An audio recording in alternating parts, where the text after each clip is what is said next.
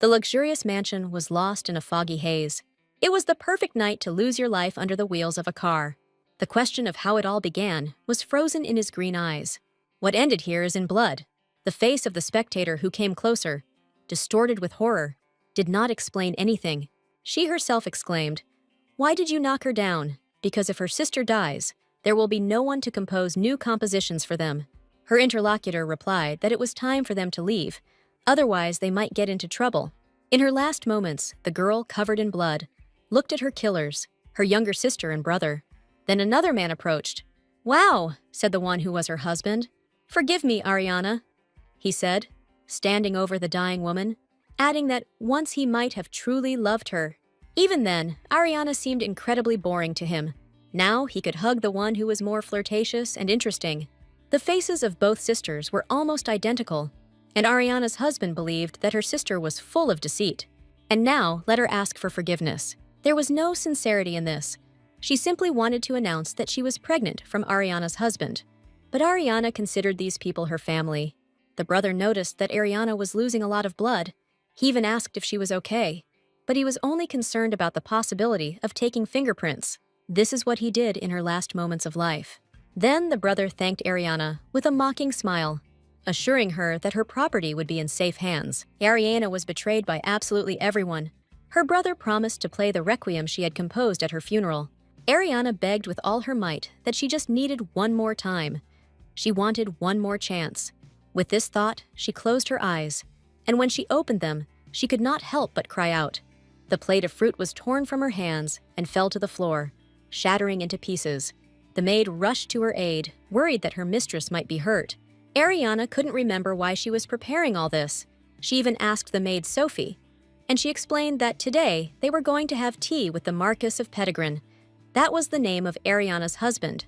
Only the maid spoke, as if the wedding had not yet taken place, but she was touched that Ariana was already calling him her husband. She said that the Marquis was already in the garden, and the lady could go to him.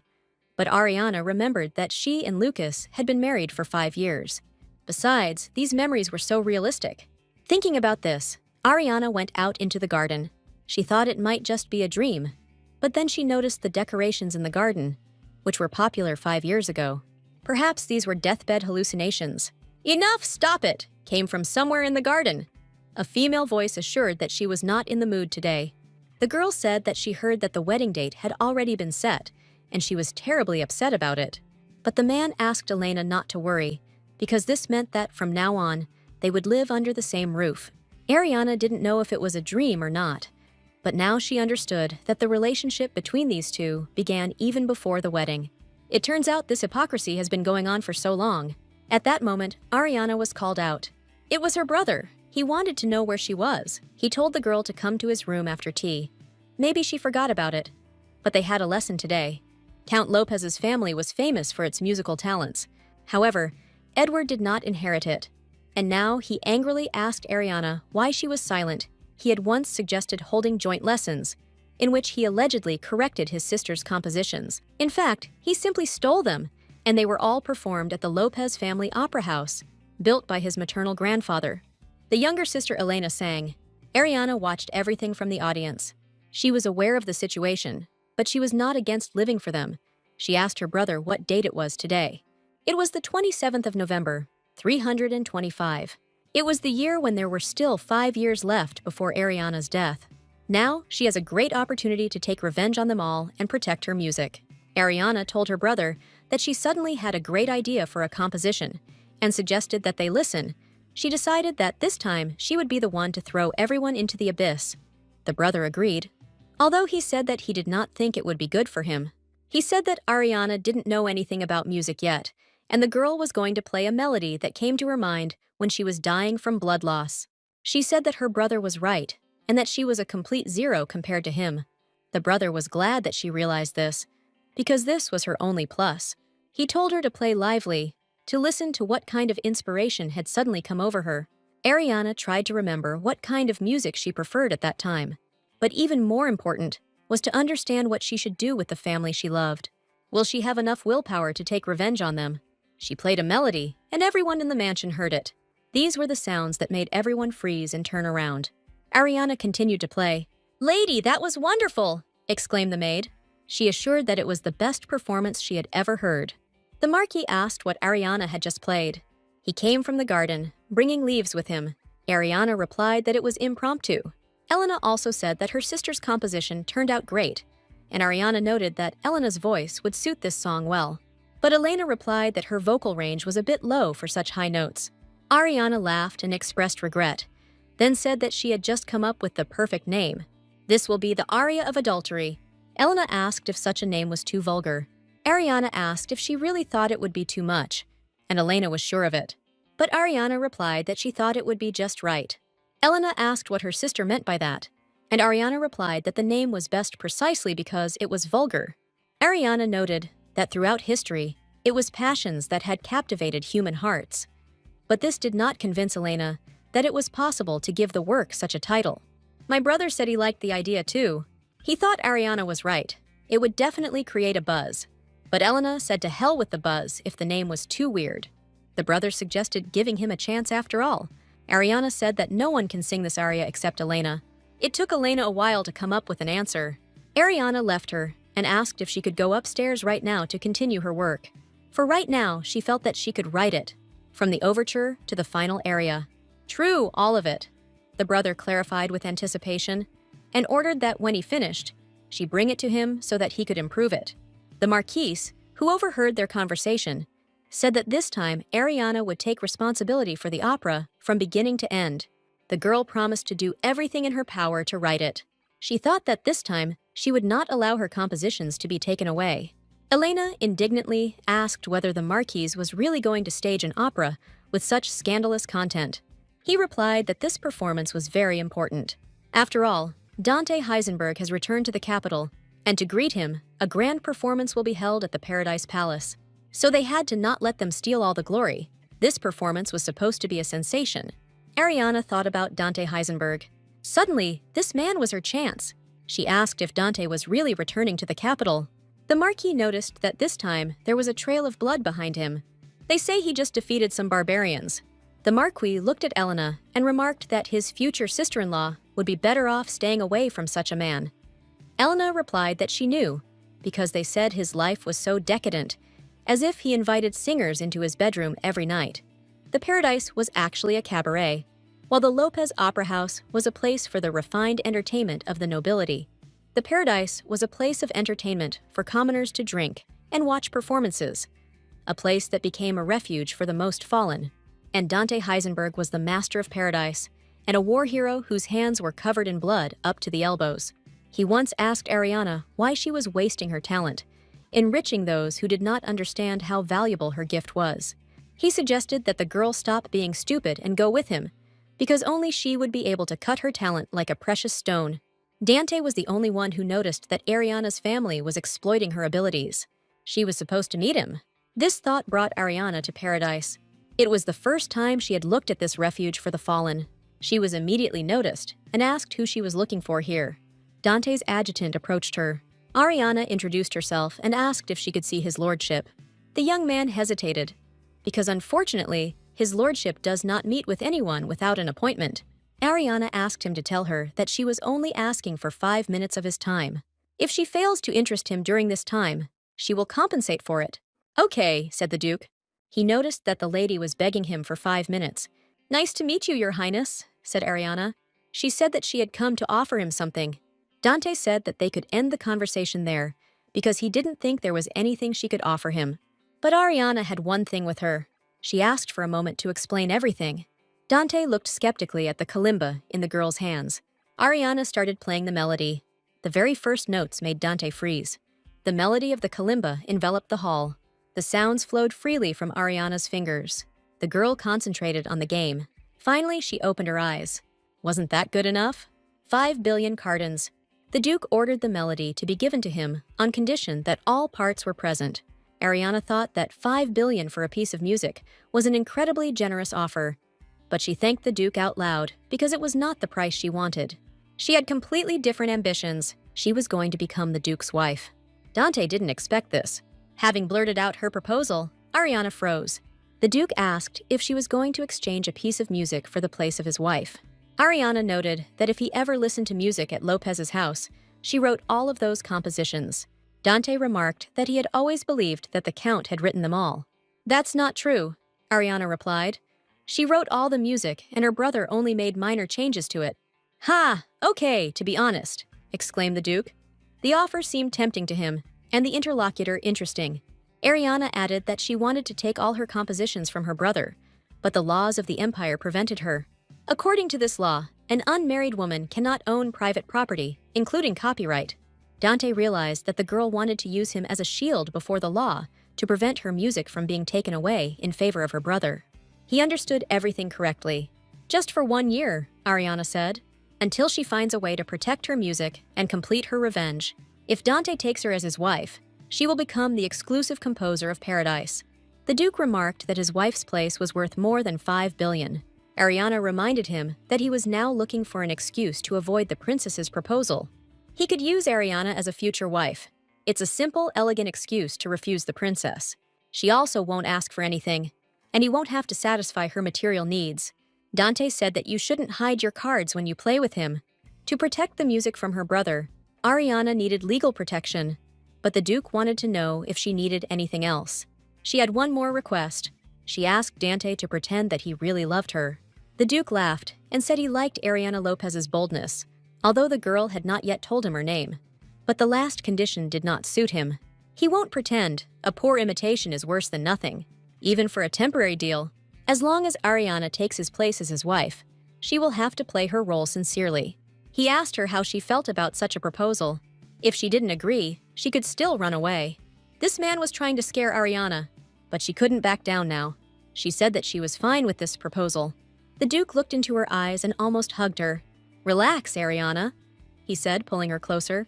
He thought that she did not suit the role of prey about to be eaten. "I'm relaxed," the girl said. Their eyes met. The Duke let her go, saying that she had a backbone. As he left, he promised to discuss all the details soon. Ariana was left perplexed. Dante remained with his adjutant. He asked him why he pretended not to know the lady. After all, he even visited the opera house. Dante told his adjutant to shut up. He was just going to the opera to have fun. But it was a 2-hour performance. Ariana Lopez wanted to pretend she didn't know the Duke, although she might have actually forgotten him.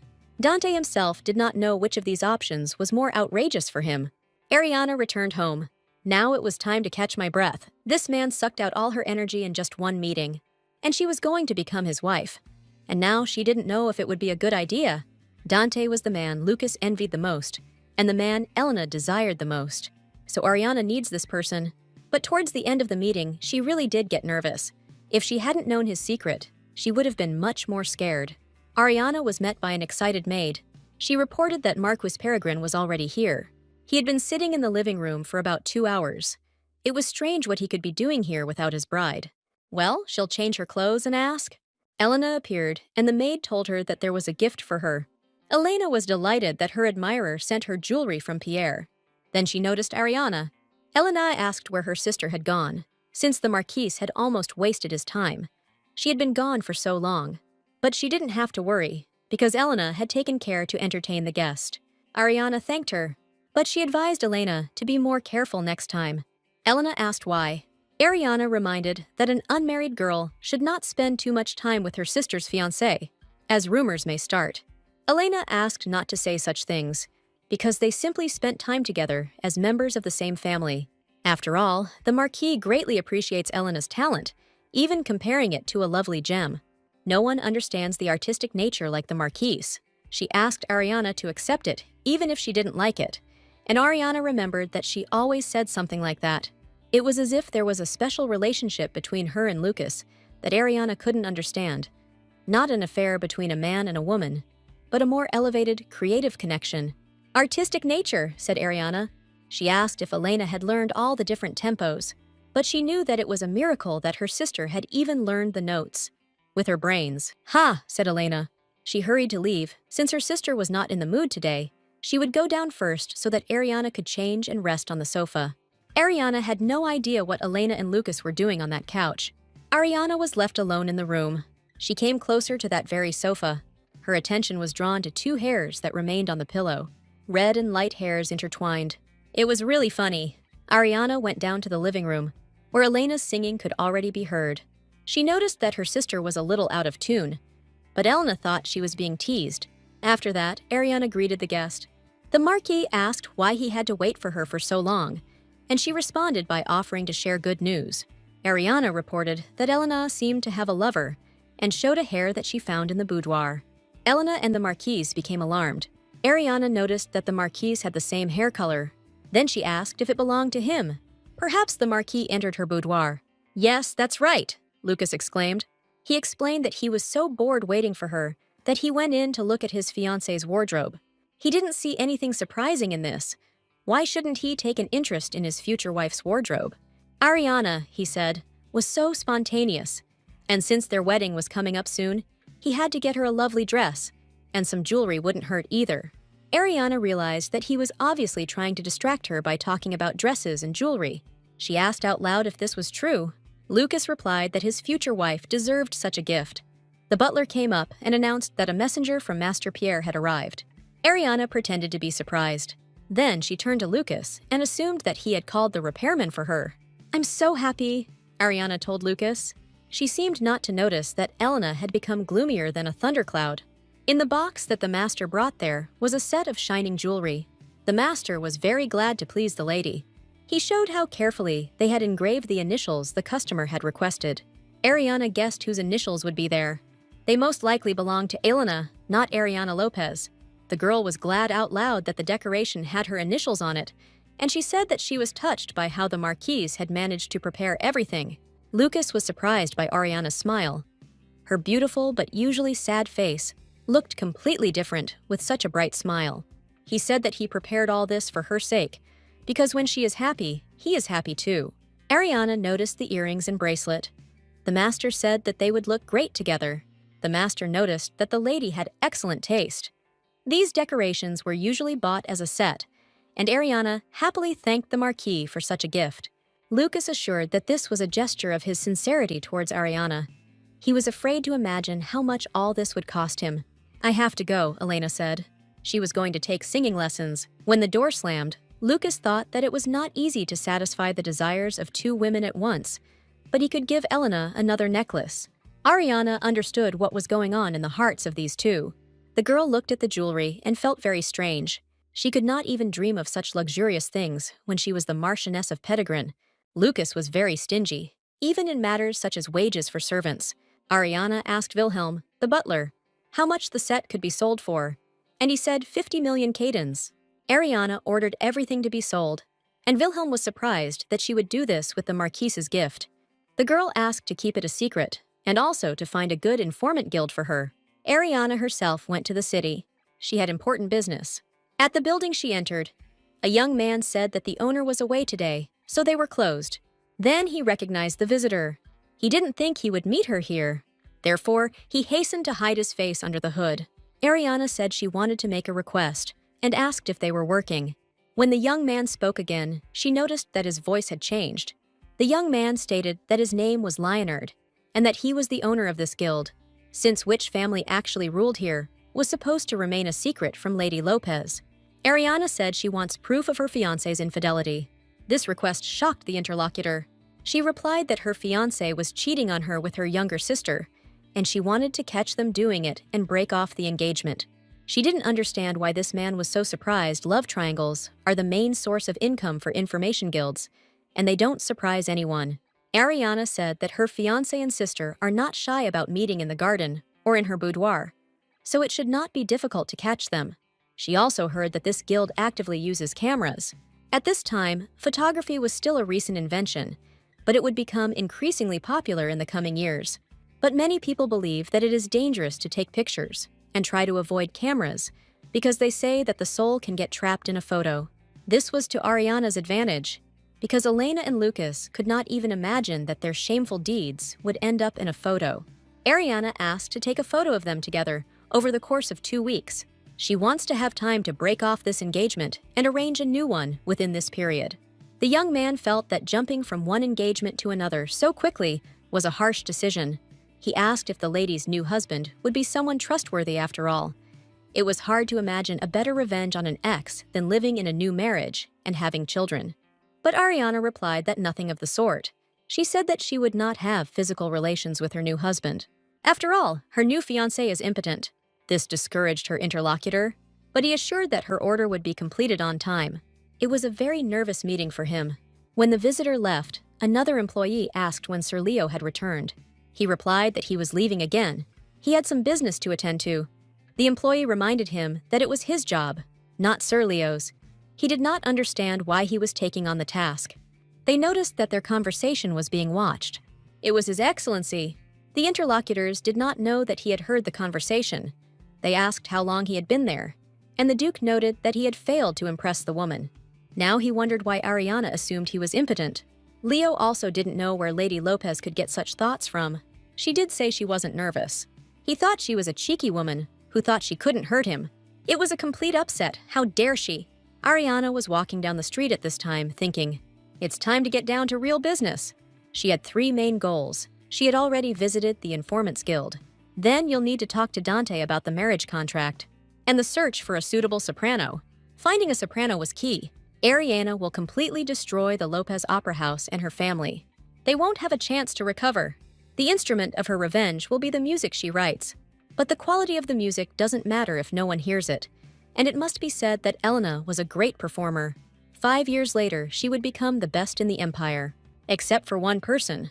Ariana had an idea where to find this man. She hoped she was right. Suddenly, she heard some sounds. Someone was crying with such a beautiful voice. Ariana decided to take a look. Even if it was just crying, the volume and resonance are impressive. At this time, Elena had a favorite hobby. She loved to trample the hopes of aspiring singers. Elena said that if Roselina's singing was considered good, then even a dove could become an excellent vocalist. That her hair looks like a dried rose. This was the exact color of the crying girl's hair. Ariana asked if she was okay, because if she sat like that, she would catch a cold. Ariana wrapped the girl in her cloak. The girl said that the lady was so kind, she promised to repay for this care. Ariana looked at what Roselina looked like at that age. She asked what the girl was doing here. Roselina replied that she had always dreamed of becoming a singer. One day, she got the opportunity to achieve this. She received an offer to perform a song at Paradise, which is owned by Duke Heisenberg. It was a happy night, and Roselina met the most famous singer of our time, who came up to her and asked if her companion was her lover.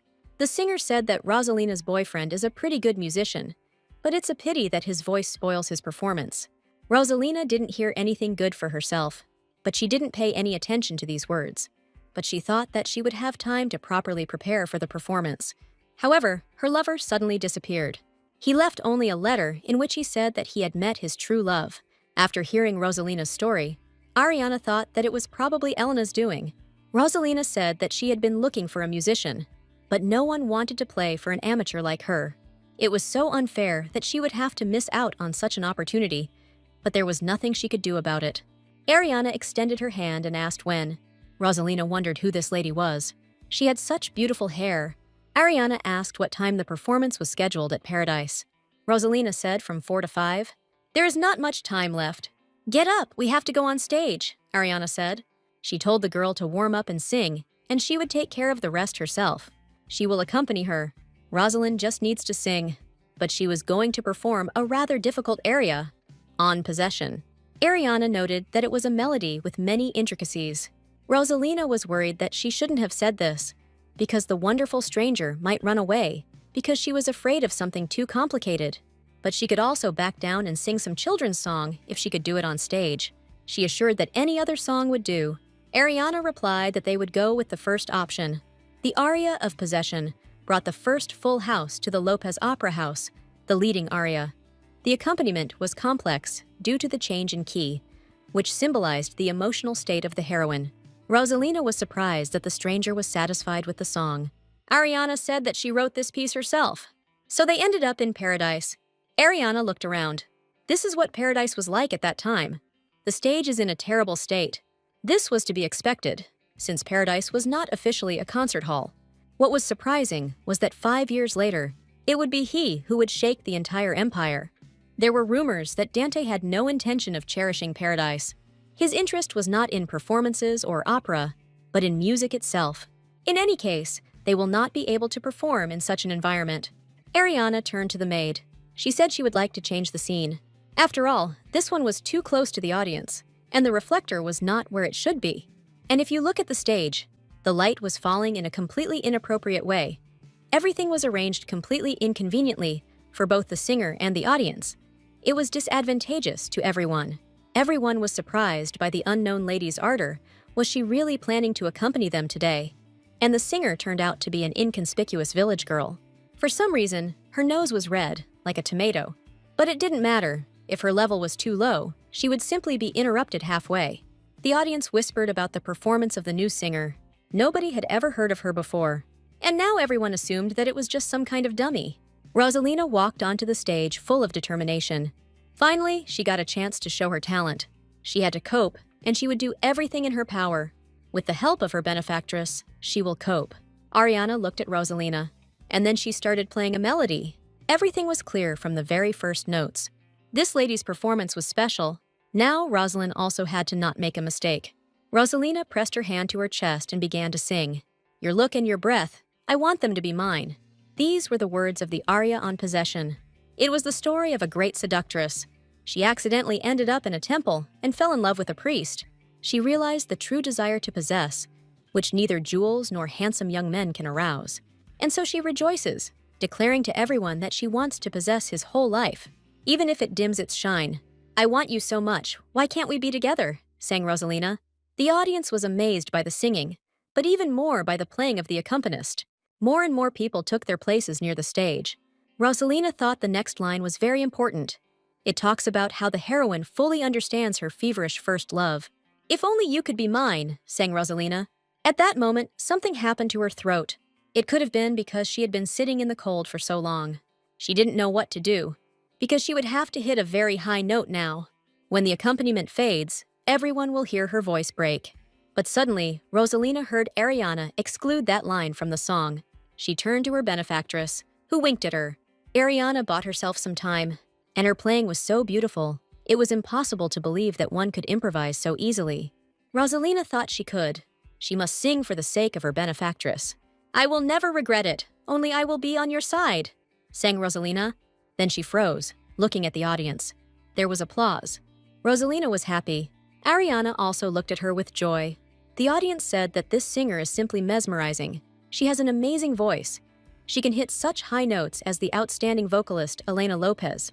Some doubted that On Possession had always sounded like this. But the long passage was so harmonious, as if it had always been there. Everyone became curious about who was accompanying them, but the person's face was hidden by a hood. Mr. Lopez, that's who it could be. Roselina thought that her benefactress was saying that she had written this aria. Then it turns out that she was Mr. Edward Lopez. Ariana said her real name with a smile. Another person approached the girl. Ariana recognized him. It was Dante. He also identified the girl and said that she had caught inspiration. He asked if she had used his establishment to promote a new singer. It was true. Ariana wanted to give her some kind of reputation if she had to pit her against Elena in a soprano battle anytime soon. Ariana asked the Duke for forgiveness if he was offended by their performance without his permission. But Dante said she could use everything he had, because he was also going to use her to the fullest. Roselina was shocked. It was the Duke himself. It was unclear what was happening. Dante whispered to Ariana that it wasn't all that bad. The girl felt as if she was about to be eaten, but it must have been another test. She said out loud that she wasn't scared at all. Dante noticed that she was a tough nut to crack, and he would like to make her pay for this insolence. But they were still engaged, so it was possible to put everything off until the wedding. At this time in another place, Edward sat at the card table. He said he had a good feeling and went all in. Elias Reiner, an investor in the Lopez Opera House, distracted him. He called him to another part of the salon. Tomorrow was the first rehearsal of the opera for the San Verdito Festival. Reiner suggested that Edward shouldn't be in the salon at such a late hour. Edward thought that Reiner was acting so arrogant and bossy just because he was an investor. He could have fun because he had finished the composition. Now it was up to the musicians. Reiner replied that after hearing the reimagining of the aria on Possession, he was looking forward to the performance. Edward knew nothing about the reimagining, but Reiner assured him that it sounded even better than the original. I'm sorry, Edward said. Reiner said the original was magnificent, but he always thought the flute part in the last movement was a bit superfluous. In the new version, this part was removed and replaced with an extended interlude. This outraged Edward, because he was the author of the flute part, which was now called superfluous. But one could not be outraged by Rainer's opinion, because he helped the Lopez Opera House gain success. The next morning at the mansion, Elena was reading a fresh newspaper. It said that Duke Heisenberg had openly shown interest in the mysterious woman. It was the Duke's first publicly known affair, but no one knew who the lady was. Elena choked with rage. How could the Duke flirt not with a princess, but with some tramp? If so, then there was something unclear. Elena saw it from the stage during the performance. The Duke was here again. He looked at her without taking his eyes off her. He definitely came to see Elena. She told the maid to invite the Duke to the reception. He could be Elena's partner. But he ignored her and didn't even send a refusal. This was a source of ridicule because she said she would come with the Duke, but showed up alone. Because there is no need for such a busy person to come here with her. The maid asked the miss not to worry so much. After all, the luminary of the opera was not some unknown singer, but Elena Lopez. Elena asked what she was talking about. The maid simply assumed that she was upset by the headline, but Elena only paid attention to it after these words. The successful debut of the singer Rosalind Tenor was written there. Roseline was that simple girl. Elena deceived that girl's boyfriend in order to ruin her performance, but she still made her debut. It was incredibly infuriating. Music was heard above the opera house. The musicians have already started rehearsing. It was directed by Ariana Lopez. This irritated Elena. Ariana wasn't even the lead composer, but she acted like she was the one in charge. Elena didn't understand how someone like her sister could become a marquise. But if it weren't for his status, if Elena's mother had been at least a low-class noblewoman. At that moment, a muffled groan was heard nearby. It was Edward who appeared, and, looking at him, Elena asked how much her brother had drunk yesterday, and he demanded that she not make noise, as it irritated him. Elena decided to make fun of him since he was feeling so bad. She said she thought their little sister had changed a little, and Edward countered that he looked as pathetic and empty as ever. Elena pointed out to him how Ariana would show off as if she were the lead composer whenever Edward turned away for a minute. What? Edward asked. Elena asked if he had strengthened the cello part, since his brother had written this piece. Only he could rework it. But the musicians were so obedient to Ariana. Edward was furious. Ariana was completely absorbed in music. Edward pushed her away roughly. The girl fell to the floor. Edward shouted that Ariana didn't understand anything about this and didn't dare interfere. Then he asked the musicians why professionals listen to an amateur. He told them to start all over again. Then again from the very beginning. Edward said the violins were out of tune. They are too loud. I'll have to trust my instincts, regardless of what this girl has scribbled. Edward shouted that everyone was fired. This piece doesn't need so many violins. At that moment, someone hit Edward on the back of the head. He collapsed unconscious. Ariana said his voice was out of tune, too loud for a drunk. Sometime before this is what happened. Among the musicians was a violinist named Ruben. His arm hurt a lot, but he couldn't stop playing. But he didn't have enough money even to repair the house, let alone go to the doctor. The violin was the only inheritance his noble mother left him, so he had to play it so that no one would realize that he was in pain. If Edward noticed, he would simply fire him. Edward showed up even more angry than ever. He told me to start over again and again. Ruben tried his best, but Edward didn't like it and demanded to play again. Starting over was an unconscionable torture. Ruben had to endure all this. It was just a small injury. He would be able to go to the doctor as soon as the show was over. But playing for a long time can make the injury worse. Edward shouted that the violins were out of tune because they were too loud. And then he fired everyone. Ruben realized that next month, he would simply have nothing to live on. This simply couldn't happen. Ruben jumped up to protest, but he just didn't have time. With a sweet smile, Ariana suggested ending this pointless rehearsal. Her brother doesn't remember anything after he got drunk, so she can forget about getting fired. Ariana walked up to Ruben and asked him to show her his hand. She noticed that he had an injury to his arm. She knew this because the sound of his violin trembled slightly. Ariana gave him money so he could go to the doctor, who would prescribe medication to make it go away in a couple of days. Ariana looked at the musicians. Everyone was exhausted. Edward always took it out on the musicians like a tyrant, so they just couldn't tell him if they were hurt, because if Edward found out, he would just fire them. It was unacceptable that skilled musicians were being bullied like this. Ariana couldn't ignore it any longer. She asked if they were happy with the way they were treated at the opera house. The musicians exchanged glances. Ariana modestly admitted that, in fact, all the achievements of the Lopez Opera House were only her merit. The musicians didn't understand what she was talking about. Ariana explained that the Milady aria that everyone knew was an arranged version, and then she showed the original. Everyone was shocked by the sound. It was an order of magnitude better. Incredible emotions were conveyed through music. Ruben realized that she was the true composer of the House of Lopez. Ariana offered the musicians a new job in an orchestra that she will conduct herself, not her brother. The musicians must not have trusted her yet, so she had to convince them, and she offered a salary much better than what they were getting now. Luis, the conductor of the Lopez Orchestra, immediately said that he wanted to join Ariana's orchestra. Ruben said that he wanted it too and asked to take it. Many people also wanted to play Miss Ariana's music. It was a victory. But I had to think about Edward. The musicians said they would take care of the count. They will do everything as it should be. The lady cannot worry about the consequences and just move forward. Ariana was happy to provide it to them. All the musicians signed contracts with her. She was glad that she was able to assemble the orchestra as planned. She also received a letter from the York Guild of Informants. Red meant the request was completed. Now Ariana could see what kind of photo they had taken. The footage was quite explicit. Lucas's betrayal was proven. Elena was also recognizable. There were so many of these photos. The York Guild executor did an impressive job, but it's likely that the two weren't particularly discreet. The guild man reported that they had learned something else. Elena Lopez visits the pharmacist. Women who meet unsuitable men often visit pharmacists. In her past life, Elena was pregnant with Lucas's child. She must be buying contraceptives now. The prescription could serve as proof. The man from the guild objected that it was just the opposite. Elena Lopez was prescribed a fertility drug. This surprised Ariana. The girl thought about this as she walked down the dark street. Elena was trying to get pregnant. She planned it all from the beginning. Her lies, Lucas' seduction, right up until she was pregnant with his child. Ariana thought that a family capable of murder could do something else. "It seems my fiancé likes night walks," a voice nearby said. It was Dante, holding a stranger by the collar. When Ariana asked who it was, the Duke threw the stranger away. He said that Ariana didn't notice that she was being followed. This man was following her. She had no idea. The Duke dealt with him easily.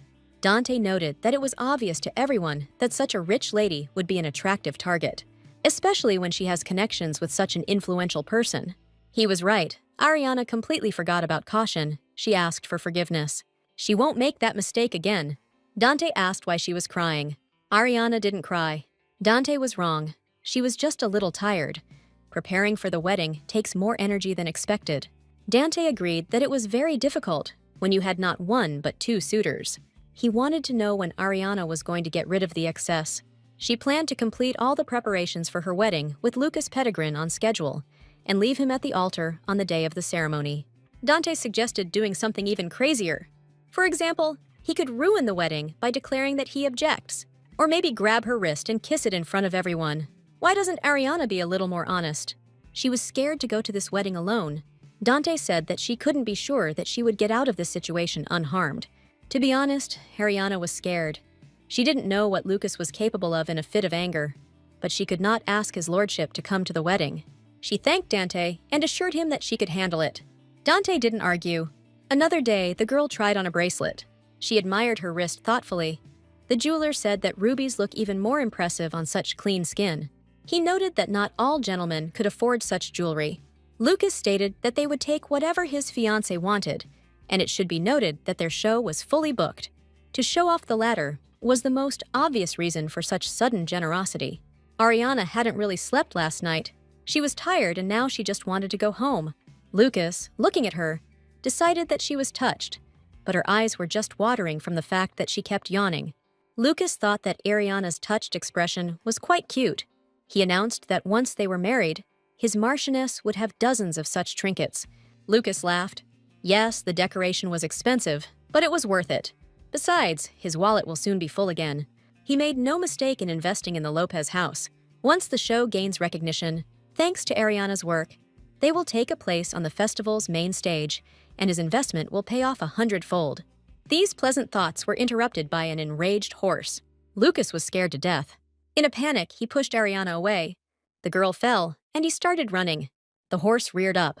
Someone picked up Ariana. He managed to drag her away from the deadly hooves. It was Dante. He asked if the girl was hurt. Ariana asked how he did it. Dante noticed that she could not be left alone for a minute without getting into trouble. He asked if she would refuse his help now. All she needs to do is tell him that she needs him and stop trying to figure things out on her own. There was nothing to answer to this. Dante reminded her that she could use everything he had. Ariana felt her heart beat faster, but she didn't understand whether it was because of surprise or because of the man next to her. Dante held her tightly in his arms. She said that she would send him a wedding invitation. Dante smiled. He will be glad to attend. Lucas barely caught his breath after escaping. He didn't understand where this horse came from. He didn't understand where Ariana had gone. The girl was in the arms of another man. Passers-by saw how his lordship saved her life. The ladies whispered that the Duke was even more handsome in life than they imagined it was. Unclear why this handsome and caring man was nicknamed the Butcher. Lucas was angry that he was humiliated because of a stupid animal. He rushed back to Ariana, exclaiming that his love must have been terribly frightened. The Duke blocked Lucas's path, overwhelming him with his height. Dante asked if the Lopez family's idea of nobility allowed them to put a woman in danger for the sake of their own skin. Lucas didn't expect ridicule. He shouted that he swears he was trying to save Ariana. He grabbed her hand. He assured that he would have saved her if not for the Duke's intervention. Suddenly, he saw that the garnet bracelet had disappeared from the girl's wrist. If it slipped when the girl fell, then such a large stone should be visible. He rushed to look for him. Luckily, the bracelet was easy to find. Dante offered to buy Lady Lopez a new bracelet. Lucas objected that his lordship had no need to give jewels to his bride. He himself would be able to buy a new one, even though deep down he was outraged that after one expensive purchase, he would have to spend money again. At that moment, an adjutant ran up to Dante and said that they needed to go right away. If they were delayed even for a minute, they would not get to the audience with Her Highness. Dante asked Ariana to notify him if the incident had harmed her in any way, and she thanked him. Dante kissed her hand goodbye and expressed his hope for a quick meeting. Lucas was angry that the Duke had just flirted with his woman. He trembled with rage, noticing the lustful glances that the Duke cast at Ariana. Lucas noticed that Ariana was indeed attractive. In fact, she was even more beautiful than Elena. Never before had he felt such a strong desire to possess Ariana. He could understand why the Duke had fallen in love with her at first sight, but to his lordship's regret, Ariana belonged to him. Lucas offered to walk Ariana home, then stay the night, and visit her chambers after nightfall. To Ariana, it sounded like the horse had knocked the last of his sanity out of him. "I'm sorry," Ariana said. Her shoulder still hurt from where Lucas had pushed her when that horse had charged at them, so she would walk home alone. Lucas agreed that if she was injured, she should rest. Ariana said goodbye and left. Lucas realized that the mockery didn't make him angry, but rather made him want her even more. Ariana will belong to him forever after the wedding in 5 days. He will make her scream his name with those cute lips. And so the cherished day arrived. Ariana put on a wedding dress. Sophie's maid exclaimed that she looked stunning. She was even worried that this slug Lucas would fall in love with the lady again. It was so cute that Sophie got angry. Ariana told her and the butler Wilhelm about Elena and Lucas's affair. Sophie was beside herself with indignation. Ariana explained that this is why she doesn't plan to marry him. Instead, she will marry the Duke of Heidelberg. Wilhelm didn't understand what she wanted. Ariana asked if he missed the days when the Lopez name was synonymous with musical talent. During her contract with Duke Heidelberg, she intends to restore the former glory of the Lopez name, and for this she needed help. Sophie said she would always be on her mistress's side. She was about to comb Ariana's hair, but the comb was snatched from her hands. Elena walked into the room and noticed that Ariana's pale skin made her look like a ghost in that dress. Ariana replied that her sister looked beautiful today, and her dress was so extravagant that people might think she was the bride. Elena noted that today she wanted to let her sister stand out, since today was her day. But there were only 3 days left before the show, so Elena couldn't allow herself to look completely pale. "When I was wounded by a golden arrow, I knew that I would be its eternal captive," she sang. Ariana thought that Elena liked the song now. This is the part where the heroine of the aria of the harlot not only accepts forbidden love, but also vows to make up for it. Ariana said that Elena really sings the song beautifully, but her acting still needs some work. After all, the heroine had an affair with the husband of the one who considers her a sister. This needs to be played more vulgarly. Elena was outraged by the remark. Ariana said that the current facial expression would be perfect. Elena looks like an evil seductress. Elena didn't understand what Ariana was saying, why she was even talking to her like that. The door creaked and Lucas's mother entered. The Marchioness of Pedigrin came to check out what all the noise was about. Elena took her hand and invited her to sit down. The Marquise hit her on the hand. She declared that such an ill-mannered and vulgar creature did not dare touch her. The Marquise glanced sideways at the blushing Elena. She said that she would never have learned anything from her mother. Having a commoner mother has always been Elena's greatest weakness. Not to mention that the one Elena fears most is the Marquise de Pedigrin, a lady from a respected family. Elena bowed and said that she would leave Madame Marquise immediately. She left, and the Marquise turned her attention to Ariana. She noticed that the face was the only thing that managed to be decorated otherwise. The girl looked too boring for a bride. Besides, she was so thin that she was unlikely to be able to bear a child. Ariana remembered that when she was Lucas's wife, the Marquise had tormented her more than anyone else. But this time, she refused to remain silent. She said that if the seed is defective, nothing will grow in the most fertile soil. The Marchioness stated that the fact that her son was marrying someone from such a family was humiliating enough in itself, and she still had the audacity to insult Lucas in front of his mother. Ariana asked whether the Marquis considered this wedding unfair. The Marquise replied that her family would never have gotten mixed up with the likes of Lopez if it weren't for her innocent son. According to the Marquise, one could not even dream of a greater reward than this wedding, so Ariana was now obliged to serve him properly. Ariana objected that she saw no injustice in this union. Her grandfather was a renowned musician, and her mother was admired by many women for her noble character. The Marchioness reminded them that this had led to nothing after their grandfather's death. They had become more destitute than any commoners. If Lucas had not invested in the opera house, the Lopez family would never have been reborn. Ariana recalled that it was the Marchioness who gained everything thanks to the profits from her performances. She had heard that the Marquise had previously even turned to moneylenders to satisfy her extravagant desires. Ariana assumed that this would humiliate Lucas even more.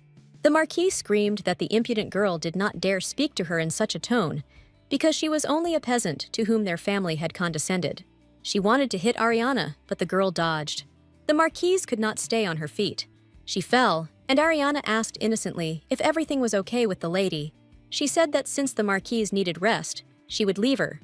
Walking down the corridor, Ariana hoped that the Marquise would have time to wake up by the beginning of the ceremony, because she wouldn't want her to miss all the most interesting things. "My lady," a man from the Informants Guild called out to the girl. He was shocked at how amazing she looked. But right now, Ariana needed to follow him. He had just caught Lucas and Elena in the act. Ariana didn't understand what kind of crime they were talking about.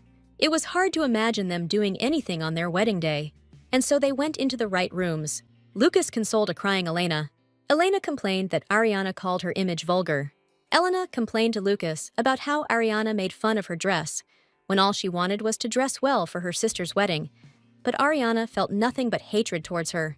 Lucas replied that his Ellie simply had too tender a heart, but she shouldn't worry so much. He would scold Ariana with all severity, because she didn't dare to say offensive things about her own sister. Elena said plaintively that Lucas was the only person she could trust. Lucas leaned towards his beloved and kissed her.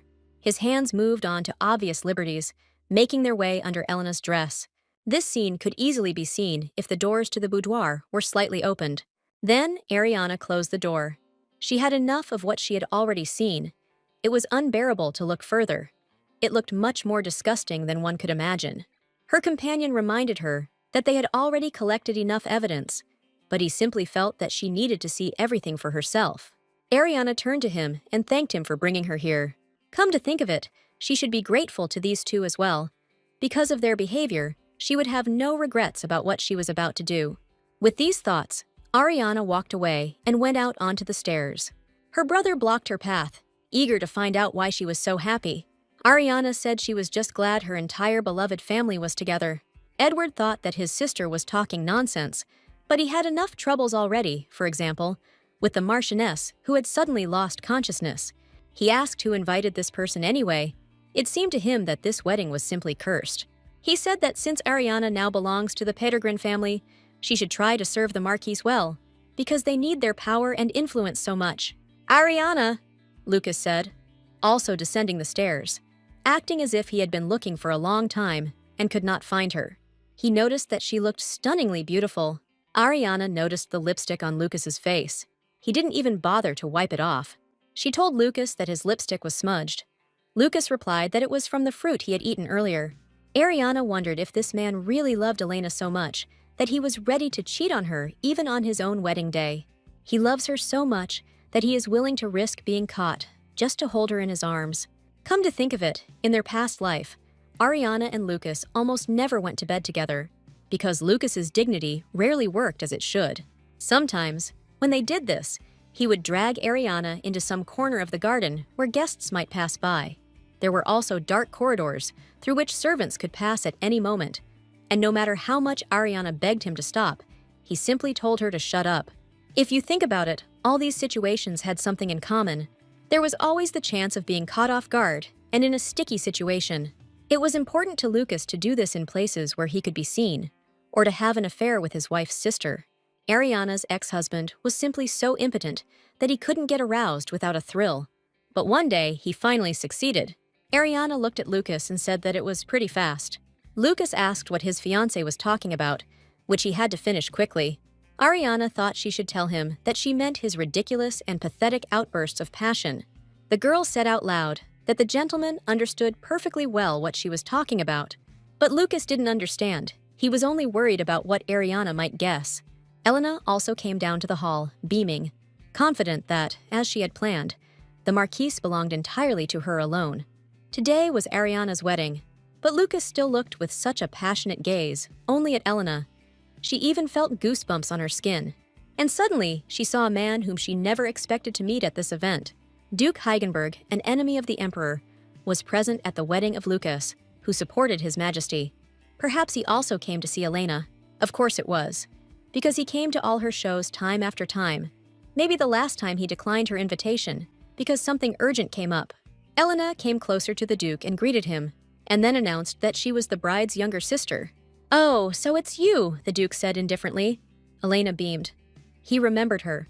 She knew that he had come here to see her. He was an intriguing, captivating, courageous, and dangerous man. Today was the perfect opportunity for Elena to get closer to this man. The priest announced from his platform that they would now ask the groom to come out and greet him with applause. A satisfied Lucas appeared to the sound of clapping. Then it was the bride's turn to come out, and she too was greeted by all the guests. The eldest daughter of the Lopez house turned out to be much more beautiful than any of them expected. Elena realized with anger that everyone was staring at Ariana. It really pissed her off. She glanced sideways at the Duke to gauge his reaction. Dante looked at his bride gloomily. Elena did not understand why he was staring at her like that, as if he would explode at any moment. The priest asked the ritual question of whether Lucas Pedigrin vowed to love his bride from now on and forever. "I swear," Lucas said, looking straight ahead serenely. The priest then asked Ariana Lopez if she vowed to love and honor her husband Lucas from now on and forever, and Ariana also answered with a confident voice. Only she said no. "Very well, then I proclaim," said the priest, but did not finish the sentence. Realizing what had just been said, the guests began to make noise, discussing what Ariana had just said. It seemed the bride had said that she did not agree. Lucas assumed that his beloved Ari had simply misspoke, since she had been so nervous all day because of the wedding. But Ariana firmly assured that she was not mistaken. The priest asked if he could continue the ceremony. Lucas grabbed his bride by the elbow and said that, of course, they were asking her to continue. The priest said hesitantly that if anyone was against this union, he could say so now or remain silent forever. And to everyone's surprise, there was a man who wanted to intervene. It was the Duke, and he declared that he was against this union. Lucas glanced over his shoulder, startled. Dante walked resolutely towards the bride and groom. He told Ariana that he was afraid he couldn't hold back any longer. This statement stunned everyone present, because no one could understand what exactly was happening. Even the informant's guild employee had no idea that his lordship was somehow involved in Lady Ariana's plan. The clerk had previously asked the lady if she planned to release the photos and call off the wedding today. Ariana shook her head because she would call off the wedding, but the photos would be of no use. Ariana wanted Elena to sing the temptress aria perfectly in front of everyone. She will need the photos then. The song will make a splash when the public guesses who it is about. What the clerk could not understand was why his lordship was helping Madame Ariana to the detriment of his own reputation. Lucas asked Dante what this nonsense was, since Ariana was his fiancée. Dante announced that he had decided that a guy like Lucas did not deserve the hand of Ariana Lopez. He looked at the girl and said seriously that it was time to give him his answer.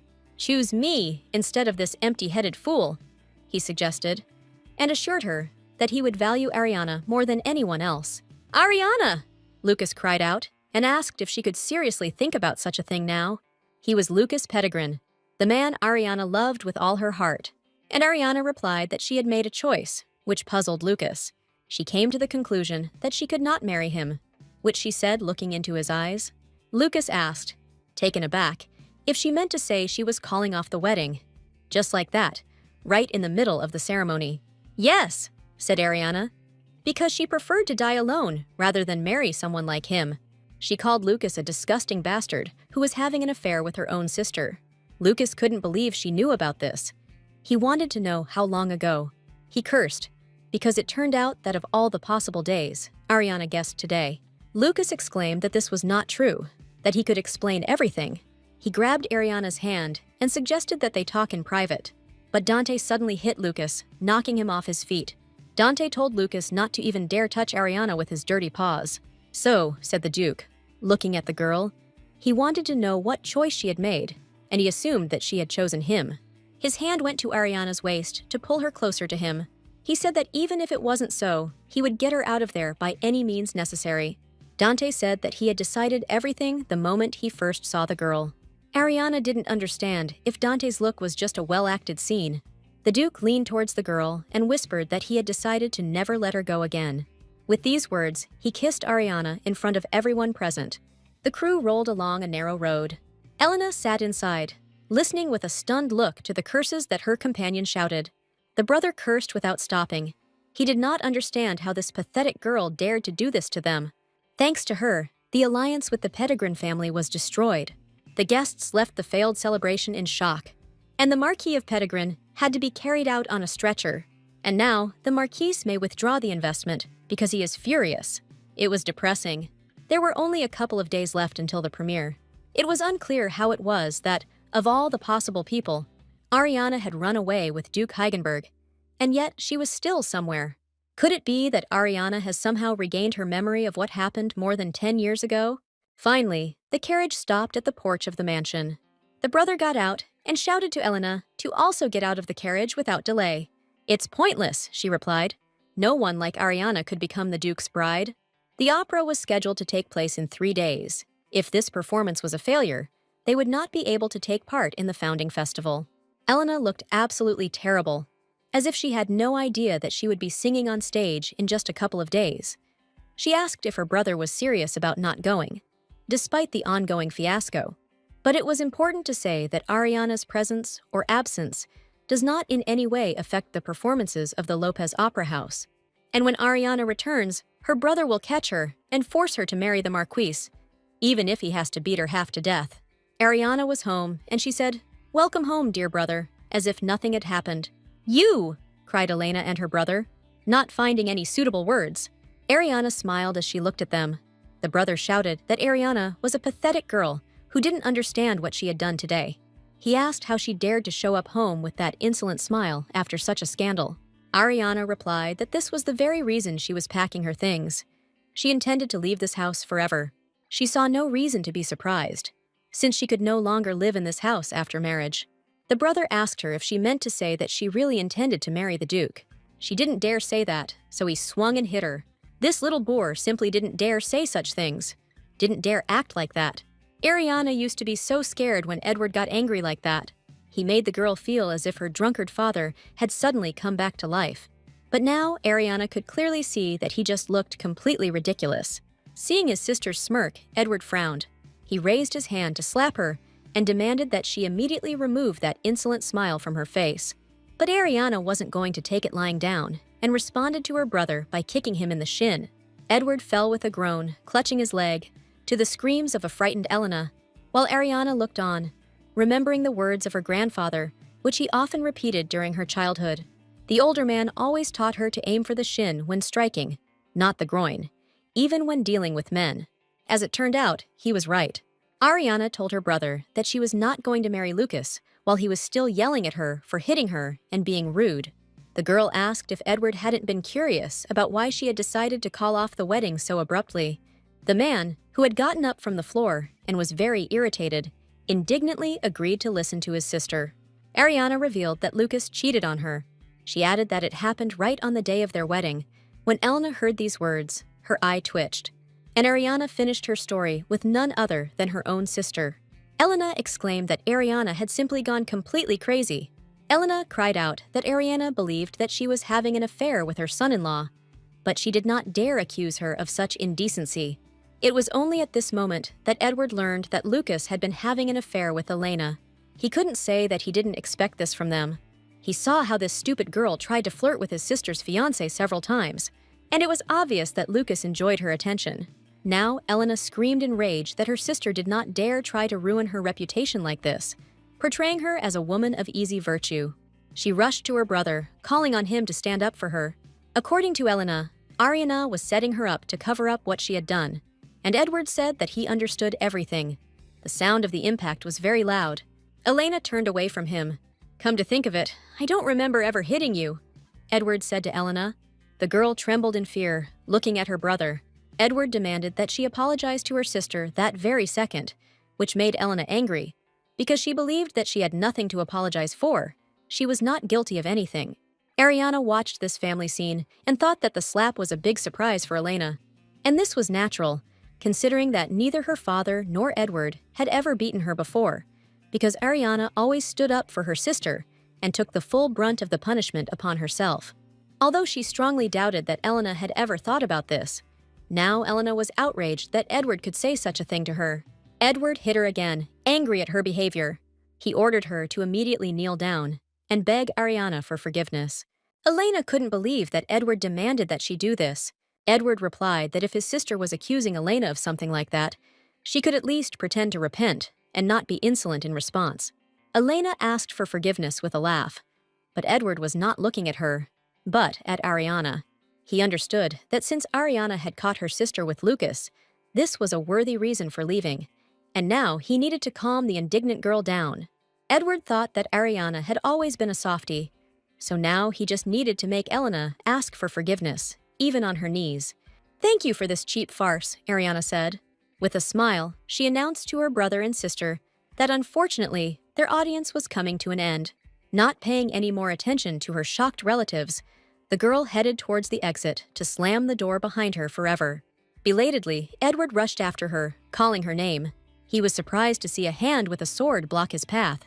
"Who the hell are you?" Edward asked the man who had blocked his path. The stranger replied that he had orders from his lordship to protect Lady Ariana from anyone who wished to harm her. Meanwhile, Ariana went to a completely different mansion, sparkling in the twilight. The door creaked and Ariana entered, thinking that this was the Duke's dwelling. She was told that he himself would be here, but the girl could not find him anywhere. Suddenly, Ariana's attention was drawn to a sudden sound. It was the Duke who appeared before the girl. Ariana thought that she had never seen him in simple clothes before, so he seemed a bit of a stranger to her. Dante's gaze fell on Ariana's face.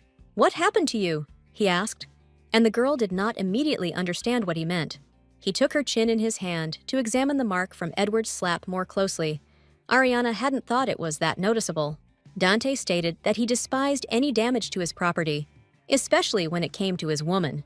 Ariana wondered with embarrassment if the Duke was worried about her, but decided that no. Most likely it could just somehow affect his reputation. Ariana quickly apologized and assured the Duke that it would not happen again. Dante looked at her and said that this did not answer the question he asked her. Dante said he doubted it was Ariana's sister. He suspected it was her brother. Dante remembered his name was Edward Lopez. Now he was going to make him pay somehow. Ariana felt a cold sweat break out on her skin from the Duke's intense gaze, and her voice stuttered as she tried to explain that she had kicked the offender in the shin. Dante grinned openly. He asked if this blow had satisfied Ariana's thirst for revenge, but the girl replied that it was only the beginning.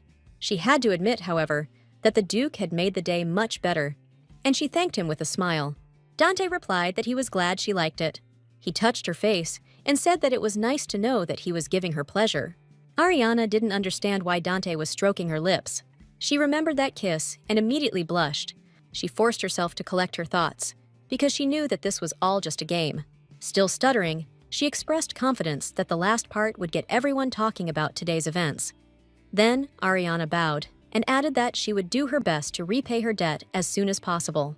Dante noted that she really did have a lot to repay him for, and Ariana was surprised that he said a lot.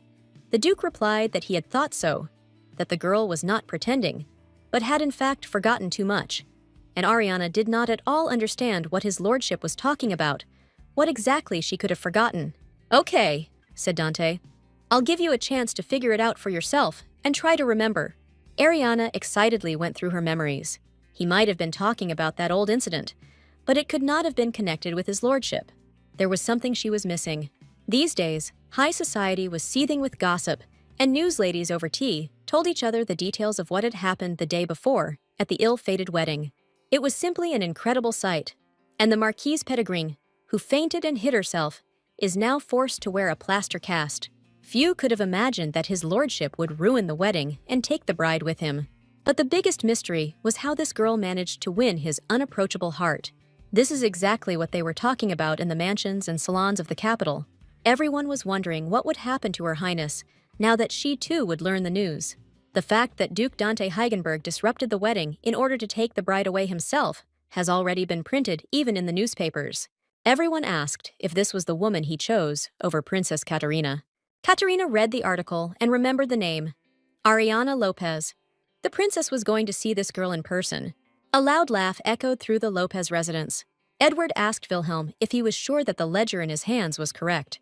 Jumping up, Edward exclaimed that it was wonderful. All the seats were sold out on the second and third days. In addition, there were already rumors about ticket resale. This was what a blessing in disguise was, and the thought of it delighted Edward. The obscene scene that devil had created suddenly turned to their advantage. Edward asked Wilhelm how much the total amount was, and the figure was 10 million cadens. The Lopez family didn't have that kind of money, even when Edward's father was the head of the estate. Edward told his assistant to contact the best tailors and order them to bring catalogs. Since he was now rich, he could well afford to treat himself to a pair of expensive suits. Wilhelm looked at Edward with a strange expression on his face. At that very time, Ariana received a letter. She learned that Edward had already ordered costumes to celebrate the sold-out show. Ariana read with a laugh about the unrivaled success of the Lopez Opera House. Her brother must have been in seventh heaven. Ariana hoped that he would fly higher than any clouds from jubilation, and then his fall would bring her only greater pleasure. Now the girl had other plans. Ariana believed it was time to meet with her allies. To begin with, she thanked these people for coming at her invitation. She apologized for not being able to pay more attention to the orchestra recently, and expressed hope that rehearsals were going well. But the interlocutors believed that Ariana had no need to apologize, because everyone knew how busy she was. Ariana didn't need to worry. Everything planned was going to go like clockwork. If you think about it, these three guests today were the stars of the Lopez Opera House Orchestra. Louis was cool, tall, handsome, and undeniably charismatic. Ruben was always angelically sweet, and Lorelei was especially popular among women, distinguished by his special charm and friendly manner. The level of attractiveness in this room was simply off the charts, blinding Ariana. But the girl resolutely pulled herself together, because since she had changed the future of these people, she had to do everything possible for them. She had to justify their faith in her. Suddenly, a man ran into the room with a message for Mrs. Ariana. The carriage of Her Highness the Princess arrived. The Duke was not at home, and therefore Ariana had to decide what to do in such a situation. Everyone was shocked that the princess was somehow here. Ariana thought that Her Highness had arrived even earlier than expected, because everyone knew that Dante was the princess's first love. She said that Her Highness must be here to see her, and she ordered the princess to be escorted to the hall for honored guests. She then turned to a worried Ruben. She asked him to perform one song for them. The idea of performing in front of the princess frightened the musician, but everything happened as Ariana had planned, and soon, beautiful music was filling the bright hall. Ruben played the violin for two ladies sitting at a tea table. The princess stated that although Ariana was a guest like herself, she apparently already imagined herself to be the mistress of this estate. Ariana replied that she understood that her position was an undeserved honor for her, but the Duke allowed her to act on his behalf during his absence. The princess thought it was ridiculous.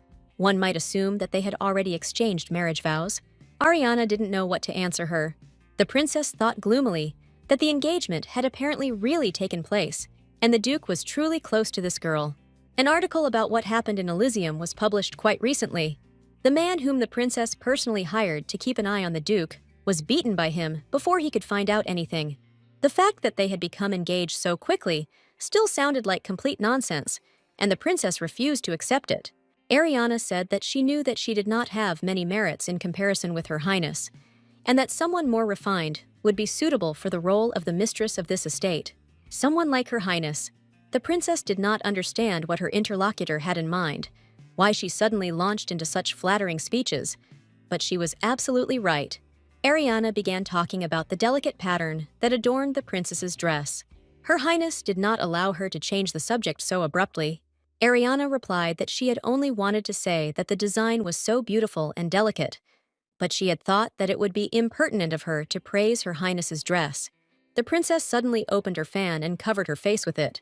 But Ariana had no intention of offending her in any way. The princess thought about her interlocutor. What was wrong with her? Why she had such impeccable taste?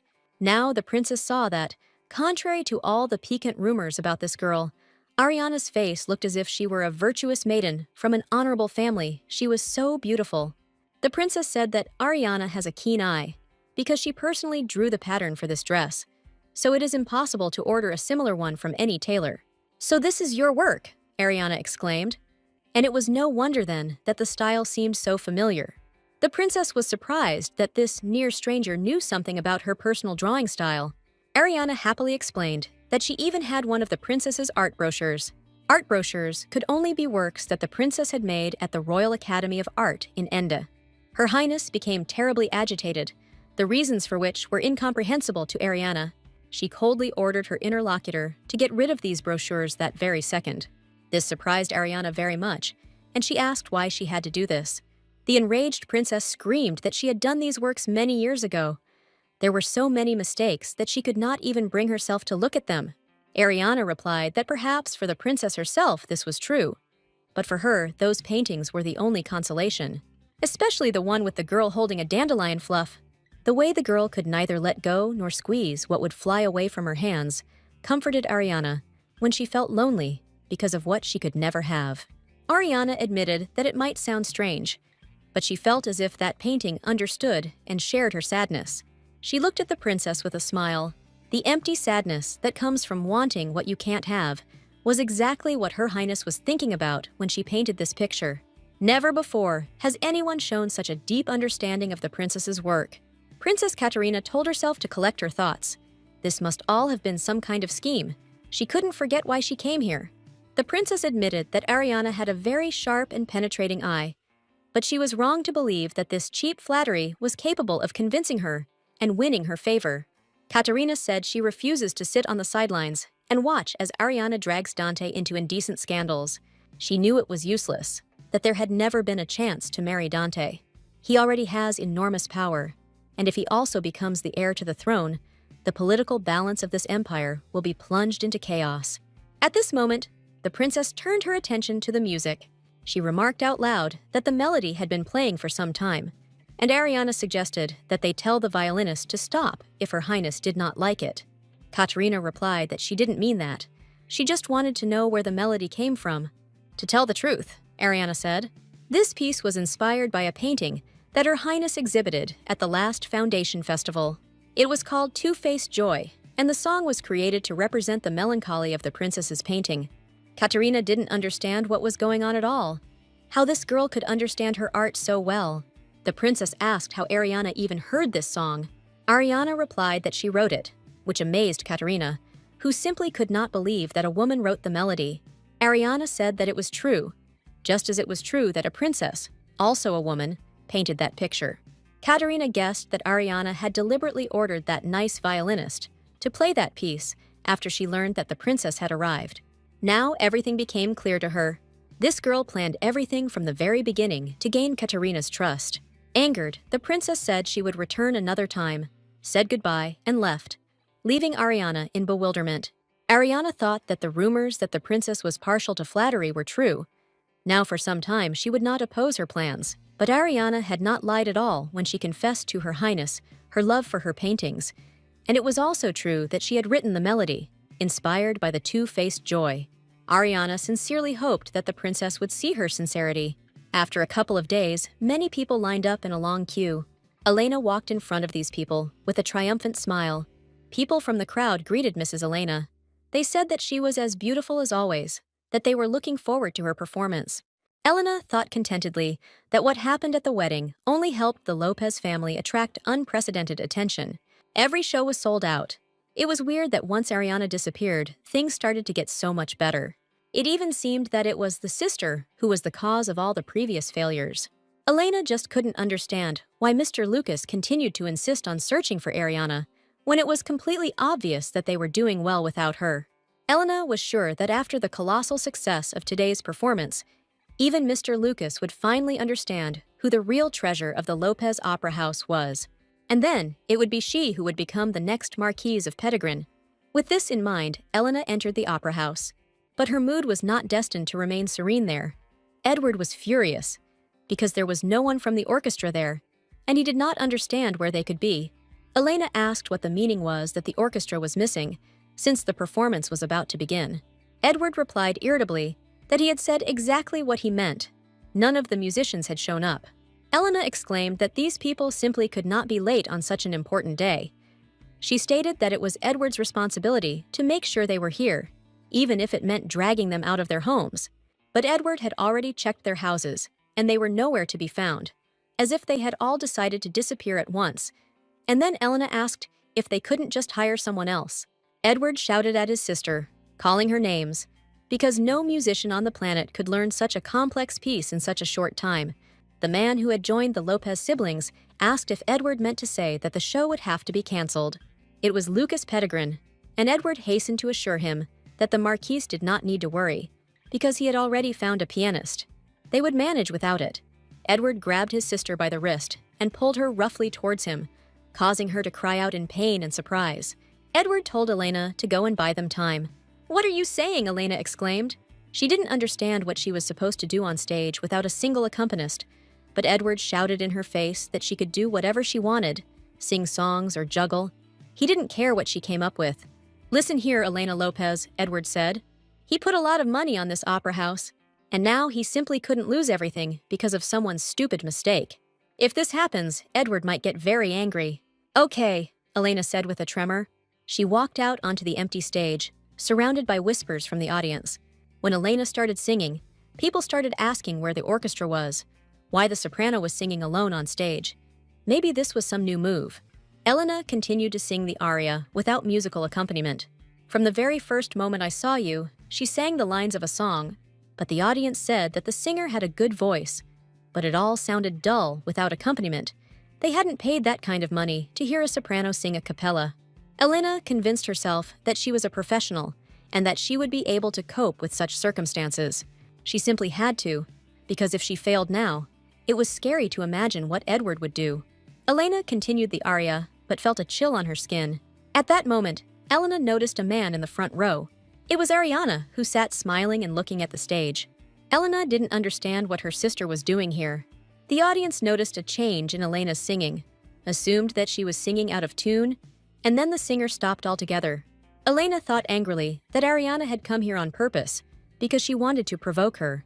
That could be the only reason why the sister was here. Elena thought that it wouldn't be easy, because Ariana's presence alone wasn't enough to make her lose her temper. Because unfortunately for Ariana, Elena was no amateur at all. She would show everyone who they were dealing with. No matter how evil these feelings were, Elena sang, "I will sell my honor. I will lose my morality," the words of the aria said. No, Ariana will never be able to displace her. Elena was the only one who owned this brilliant stage. Elena was born to shine in opera, but at that very moment she saw something far more disturbing.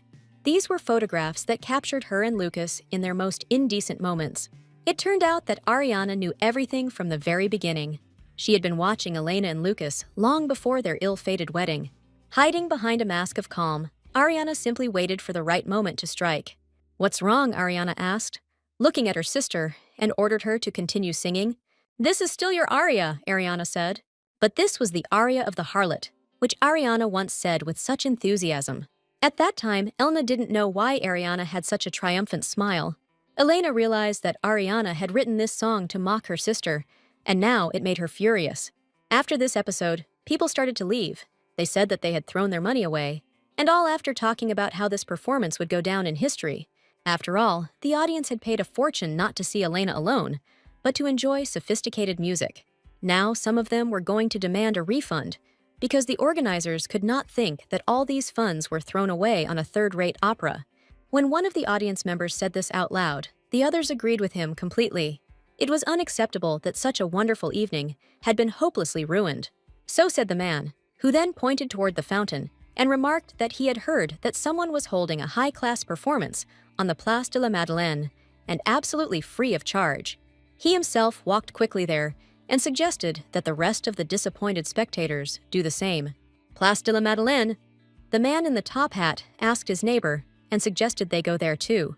Ariana hurried towards Place de la Madeleine, hoping very much that she was not late. Where she was in such a hurry to go was already very crowded and noisy. Everyone was surprised that there was a whole orchestra on the square. It was unclear what it was doing there. The young singer with pink hair stepped forward. She was terribly nervous, not knowing if she could cope. Roselina, a familiar voice sounded very close, and the girl looked up. She saw Ariana, her lady, and beamed. Ariana smiled and told Roselina to just do it like she did in rehearsal. They had a month to prepare. It wasn't enough by any means, but Ariana could confidently say that everyone gave it their all every day. The time and effort they spent was not in vain. The orchestra conductor looked back at Ariana and nodded. The show was about to begin. Here the violins began to sound. The melody flowed around, bewitching the audience. The music was so beautiful that some of the female spectators could not contain their cries of admiration. From the moment I saw you, Roselina began to sing in the meantime. I knew you would ignite a forbidden desire in me, as the aria said. The audience was surprised at who this singer was with such an exquisite voice, because they had never heard her sing before. Ariana thought Roselina was doing very well, but just recently, this girl said that she wanted to become better than Lady Elena, even though it may sound impudent. Roselina thought there must be a reason why Ariana had offered her patronage, especially since the Lopez Opera House had a magnificent soprano, Elena. Roselina didn't know all the details, but she had a theory. Perhaps Lady Ariana was trying to get back all the songs that her family had stolen, songs like In Power. So Roselina intended to devote herself entirely to this performance. She wanted to repay Ariana for giving her a chance. Hidden from prying eyes, I will charm you with my charm, Roselina sang now. After all, the forbidden fruit is always the sweetest. The audience was delighted by the singer's beautiful and very powerful voice, but was a little confused by the text of the aria. Even if my friend is standing next to me, her husband continues to attract my gaze. The risk of being discovered only adds to the trepidation, the song said. The audience understood that the heroine was saying that she was going to seduce her friend's husband. All we need is to not get caught. Our lies are as innocent as the first snow, sang Roselina. One of the viewers was outraged by such words. Could the lie really be innocent? And cheaters always think that they are not doing anything bad. Make love to me, darling, Roselina cried, stretching her hand to the sky. She sang about the adultery that took place in the garden, in the corridor of the mansion, and even in the dressing room of the cheater. Viewers thought it was so vulgar to choose not only the garden, but also the dressing room of a deceived girlfriend as the place for their dates, as if they were animals who could not restrain their impulses of passion. But the song claimed that this love was too sweet to be a crime. But even if there was, I would gladly get a life sentence, Roselina sang with enthusiasm. Edward and Lucas also came to the square. They saw with their own eyes why all their spectators came here. It was a dirty trick from Ariana, the impudent scoundrel. Lucas was also furious that the song was clearly about him and Elena. After finishing the aria, Roselina thanked the audience for coming to enjoy their performance, and then proceeded to introduce their composer. Ariana's heels clicked as she approached the performers. Roselina named Lady Ariana Lopez. Lucas thought that Ariana would still pay him for everything. Ariana bowed to the audience and thanked them all for their attention. But they all knew this lady. They saw her picture in the newspaper. It was Ariana Lopez, the runaway bride. Everyone was surprised that it was she who wrote the song they had just heard, and this lady was so young that it was hard to believe her skill. Ariana Lopez, suddenly there was a loud shout, It was Edward who finally made his way to the front row of the audience. He rushed to his sister to ask how she dared to steal his stage, but Ariana only replied that it was a surprise for her to see Edward, Mr. Pedigrin, here. It would be more correct to say return, not steal, she noted, looking into her brother's eyes. What? Oh, you little liar, Edward shouted, swinging his hand at her. Edward was furious, believing that he was the author of this song. People continued to whisper. They did not understand what kind of return they could be talking about, what this girl was talking about. Edward felt a shiver run down his spine from all this gossip. But he was pushed aside by Lucas, who was trying to get through to Ariana. When he reached her, he grabbed the girl by the shoulders and shouted, asking where the hell she was. He wanted to know how he could be ignored after Ariana had humiliated him so much. But Ariana replied that she believed he had no right to judge her. No right, ha! Lucas responded, because he believed that she never had the right to insult him in such a way. He shouted in her face that it was Ariana who had the affair, not him, and he demanded that she tell the truth about the first time she cheated on him with the Duke. Ariana remarked that it was too funny that he was actually accusing her of something he had done himself. Lucas believed that the girl was pretending after what she did in front of everyone. Lucas thought that Ariana was using it as an excuse to not let him have fun with her, and then gave her body to the Duke. Now it was necessary to make her pay for it. Lucas leaned over to Ariana and said that he feared that her life as a noble was over, because nothing ruined a girl's reputation more than betrayal. She was wrong to think that Lucas wouldn't notice that she was trying to humiliate him again. But the song's pathetic lyrics aren't enough to do the damage it deserves. Lucas loudly declared that Ariana was the one who betrayed him by having a dirty affair with the Duke, and Elena was only comforting him in despair. All the spectators heard the accusations of the Marquis, who asked how Ariana could turn everything into vulgar indecency. Lucas said he told her over and over again to be less paranoid. He stated that he always knew that Ariana would get angry if he even looked at another woman, but he never thought that her jealousy would go beyond all bounds. Lucas thought that as soon as Ariana found out about his relationship with Elena, he would visit her personal doctor to order a certificate indicating that the girl was suffering from paranoia and delusional jealousy. The Pedigrin estate may not be what it once was, but it can still bring some minor noblewoman to her knees. Ariana will regret that she dared to cross his path.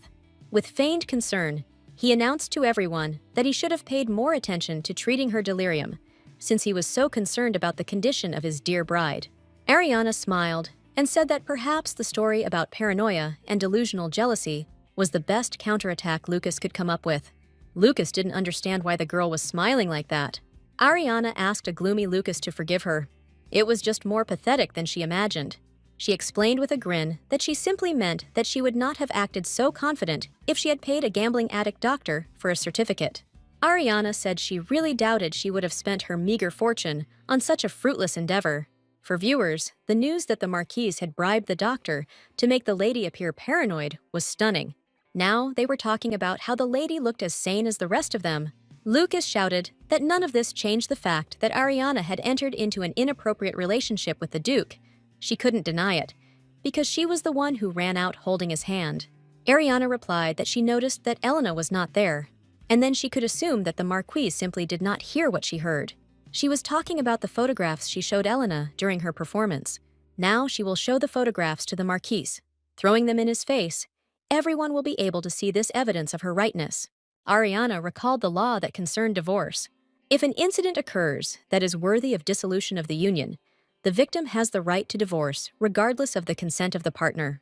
However, no responsibility is borne for actions that occurred after the incident. Ariana slammed the entire stack of photographs into Lucas's chest. She said that all this meant was that from the moment her fiancé cheated on her with her sister, she had the right to be with whoever she wanted. Lucas looked at these pictures with trembling, trying to understand how they were taken. He asked how long Ariana had known all this. People around picked up the scattered photographs. They saw in them direct evidence that everything the lady said was true. It turned out that the lyrics of that song were based on a true story. Lucas looked at Ariana's face and said that she was one evil woman. Now it was no wonder that she made him sick. She was always just pretending to be sweet and innocent. But in reality, all this time, she was planning to destroy him. Innocence was the only redeeming feature of Ariana, but now she destroyed it with her own hands. Lucas believed that the Duke would quickly get tired of Ariana, because she was just a boring and ugly toy for him. completely undeserving of love.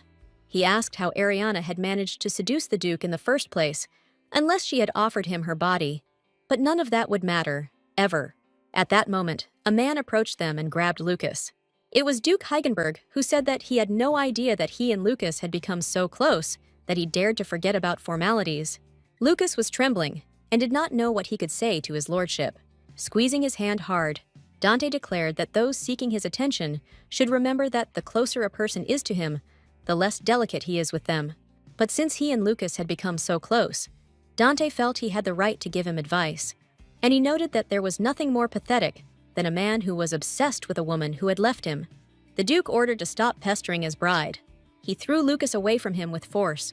When Lucas started coughing, Dante told him to get out of his sight.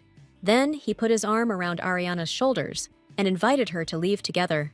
They walked away, followed by the gaze of the crowd. Soon, the Duke's carriage was already taking them away from the square. Dante said that first Ariana got slapped, then she stood there and let that bastard insult her. Dante reminded him that he had already said that even if Ariana saw their relationship as a simple contract, she was still his future duchess. By allowing herself to be humiliated, Ariana was also humiliating the Duke. Ariana looked at Dante and replied that she was asking for forgiveness. She was silent when Lucas said those words, because she was only thinking about how it would be to turn his words against him. The girl thanked the Duke for his help today. Dante replied that she didn't need to thank her. He had already told her to use everything he had, because that way he wouldn't have a guilty conscience when he did the same to Ariana herself. Ariana replied that she had done nothing that her interlocutor might consider useful. "Don't worry," the Duke whispered, leaning towards the girl's ear. He reminded her that she would do enough for him when they got married. This made Ariana extremely confused. Could Dante really have meant exactly what she thought? But it was impossible for him. "Lopez," Dante said, looking into her eyes. He noticed with a smile that the girl had turned completely red. The Duke said he understood that as an actress, Ariana had a very active imagination, but suggested that they try to rein it in. Ariana responded indignantly that that was not what she meant at all. The next day was clear, and birds were chirping loudly near the mansion. Ariana couldn't wait to see what they had written about yesterday, and she hurried to open the newspaper. There was an article in the newspaper about the Marquis of Pedigrin being caught in an illicit relationship with the soprano Elena Lopez. It turned out that the Marquis was having an affair with the younger sister of his own fiancé. After Ariana revealed Lucas's affair yesterday, she sent a small gift to the 3 most popular newspapers in this country. Among others, there were pictures in which the faces of Lucas and Elena were especially clearly visible. Now she smiled that the articles had turned out even better than she had originally expected, with catchy headlines and compelling evidence. Suddenly, something else caught the girl's attention. This newspaper was called the Morning Empire. It was the most prestigious publication in the entire country, and they usually didn't stoop to telling gossip. Yet they wrote the article without conducting any separate investigation. The entire issue of today's Morning Empire was completely sold out. The servant informed the Duke that, thanks to him, this was all everyone was talking about. But nevertheless, the assistant really wanted to ask his lordship a question that had been bothering him lately. First, the Duke stole the bride from the altar. Then out of the blue, she asked her assistant to write an article for him. But in any case, his lordship's order was carried out, and the special edition of the newspaper was completed. And as for the influence, that was quite obvious. Dante remarked that it made a wonderful wedding gift. The assistant said with surprise that he did not believe that the Duke was seriously planning to get married. But Dante calmly replied that of course he was going to. Otherwise, there would be no point in him going so far and stealing the bride in front of everyone. These words greatly surprised the assistant. Could it really have been that same Dante Heigenberg, who was now sitting in front of him, who had spoken them? The newspaper reported a shocking twist, that the lyrics of the Harlot's aria were based on the story of its composer, Ariana Lopez. The attached photos were truly frightening. They showed everything in detail. No one in society could have imagined that the Marquis of Pedigrin was capable of such a thing, because he looked so decent, and also with a soprano that had recently become very popular. Everyone has read that the Harlot's aria was a true story, about 2 people indulging in criminal passion in the garden, in the hallway, in the dressing room of a deceived friend. It was incredibly obscene. The bell above the door rang melodically. The one who had been the heroine of the most popular gossip in recent days appeared on the threshold. Elena Lopez fixed her hair and greeted those present, but all the ladies demonstratively turned away from her. Elena didn't understand how they dared to ignore her so brazenly. She walked up to Mrs. Olivia and loudly praised the lace on her dress, but Olivia shielded herself from her with an open fan and said that it was too rude to address her so casually, since they were not friends at all. Then she turned her back to Elena, and Elena thought that this impudent girl had literally begged her to visit her salon a week ago. No one talked to Elena herself, but everyone discussed her among themselves, only not as a famous singer worthy of admiration, but as the one who had an affair with her own sister's fiancé, about whom there were lines about lies, innocent as the first snow. The ladies could not believe the impudence of this woman. Elena tried to persuade herself to remain calm in the face of these temporary difficulties. But it's not for nothing that they say that a couple of scandals accompany every real star. Suddenly, someone called out to Elena, and she thought that people were still looking for her attention. "Yes," Elena responded readily, and asked what they wanted from her. The girl in modest clothes said that she worked for a tailor in a nearby neighborhood. They still hadn't received payment for Elena's latest dress. Elena flushed and replied that payment would certainly be made, and that her brother would take care of the matter in the very near future. The girl said that their manager demanded payment in full by the end of the week, but Elena sharply responded that she had already said that she would pay. She left, slamming the door, and the ladies began to whisper again, looking after her. Elena ran down the street in terrible irritation. Passers-by cast glances at her, which only increased her anger. She didn't understand what they were all staring at. The fact that these people perceived her as a laughingstock drove her crazy. Suddenly, someone grabbed Elena by the hand. The girl gasped and recoiled. The stranger tried to hold her back, and when the hood revealed his face, Elena recognized Lucas. He shouted at her that she should now be hiding at home from prying eyes and not parading through the streets. Elena replied that she wanted to explain herself to people and restore her reputation, but Lucas was sure that there was nothing to explain here. Everything had already been described in newspaper articles. "Listen to me, Elena," he said. He believed that there was one way out of this. These words encouraged the girl. Lucas explained that there was a newspaper with which he had good relations. Lucas can arrange for their reporter to meet with Elena, and then she will have to make a confession. She will have to say that she herself pestered the Marquise. After all, the only evidence there is a photo of their kiss. Elena will have to tell the reporter that she kissed him out of desperation because of passionate, unrequited love. The girl objected that then her reputation will be completely ruined. She said she had a better idea. They should face the gossip head-on. When Lucas didn't understand what Elena meant, she replied that they could get married. She can promise the Marquise with all confidence that she will be a better wife to him than Ariana could ever be. Lucas just laughed in response to these speeches. He noted with a grin that Elena was just an ordinary commoner. He never intended to marry a person of such origin. Lucas reminded Elena of circumstances that she seemed to have forgotten, because despite the fact that Edward and Ariane's mother was the daughter of a count, Elena's mother was just a commoner. There was no way a nobleman could marry a low-born woman. Elena asked if it was normal for a nobleman to sleep with a low-born person. "Oh, Elena," Lucas sighed, leaning towards the girl to whisper in her ear that everyone should be aware of their situation and stay where they belong. Elena repeated to herself these words about the position and place where she should remain. It was the only way that would allow them to survive together. The mansion was also discussing the recent news that Lady Elena's tailor had asked her to hurry up and pay the bill in front of everyone, and she had to leave the salon in a hurry, and Ariana's maid said that Elena deserved it. Ariana thought that everything was exactly as she expected. Probably her brother and sister were already deeply in debt because of how much money had to be paid back for the opera. The maid heard that a man with red hair dragged Elena into an alley. Most likely it was Lucas Pedigrin. She was very interested in what they could talk about. A high-born aristocrat had found himself embroiled in a dirty scandal with a woman of lower status, and given how much Lucas cared about his reputation, it was obvious to Arian that he would say such a thing. But the Elena Ariana knew was far more unprincipled and ambitious than Lucas could have imagined. Ariana handed Sophie the maid a letter and told her to give it to Wilhelm when she returned to the Lopez mansion. And when the maid reminded the lady that she also needed to change out of the dress she was currently wearing, Ariana replied that she was going to meet his lordship. Sophie blushed and exclaimed that she could not even imagine that the lady had such important things to do today. With unexpected enthusiasm, the maid said that her lady need not worry about anything and could trust her completely. The sun was already setting, evening was approaching. Ariana went to the Duke's private office.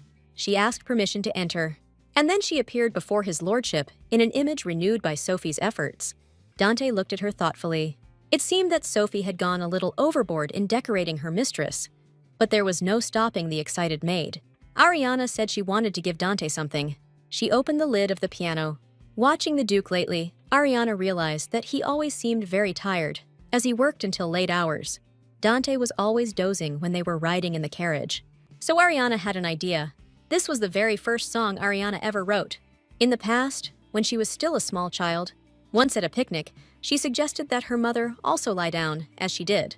She made up a lullaby for her, hoping that her mother would have pleasant dreams. Grandfather praised her and said that he thought that a genius composer had appeared in their family.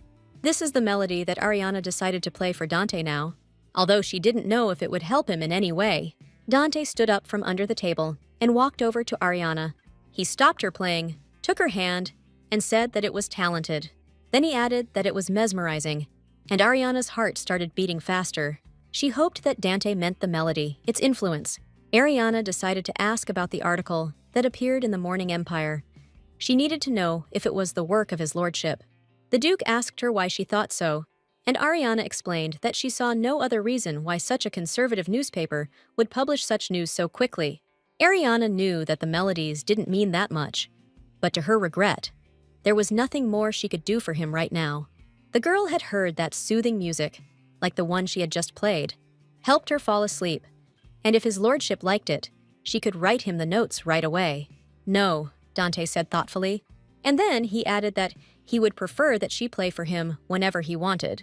Dante stated that he might call Ariana on those nights when he was plagued by insomnia. He leaned even lower towards her neck and asked if Ariana used perfume. Sophie just told her mistress today that she heard that scented hair accessories are in fashion now. Ariana realized that the maid had put her new knowledge to use right now when she was doing her hair. She asked Dante if it mattered whether she wore perfume. Dante asked if she knew what the scent was, but Ariana wasn't at all sure. The Duke informed her that it was a cyclamen, also known as an alpine violet. Ariana thought that cyclamen grew in cold regions, and perhaps the Duke's estate was the place where it grew. Dante explained that in the language of scents, cyclamen meant an invitation to follow the one who uses it. It was also an invitation to come to his bedroom. Ariana thought that Sophie probably hadn't chosen the poems for that purpose. She wasn't that calculating. The problem was Dante, who for some reason decided to focus on such insignificant details. No, maybe it was because Ariana kept getting confused every time. She asked his lordship for forgiveness. Understanding the language of flowers was a vital part of an aristocrat's education, Ariana acknowledged, and now apologized for her ignorance. Dante chuckled. He couldn't even imagine that one could admit ignorance in such an elegant style. The Duke noticed that lately the revenge planned by Ariana had apparently been going smoothly, thanks to which he too was having fun. But he did not forget to remind the girl that she still had not paid for all the services he had provided. Ariana readily agreed to this and assured him that she would try to fulfill the role of his wife conscientiously.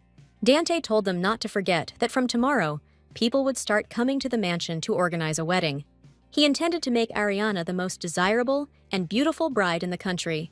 "Stop being so unreasonable," Ariana heard. "Who knows? Maybe I would protect you like a rare treasure." In both Ariana's past and present lives, this man was the only one who said he would appreciate her. But now, Dante said with a grin that he was suggesting that Ariana prepare thoroughly.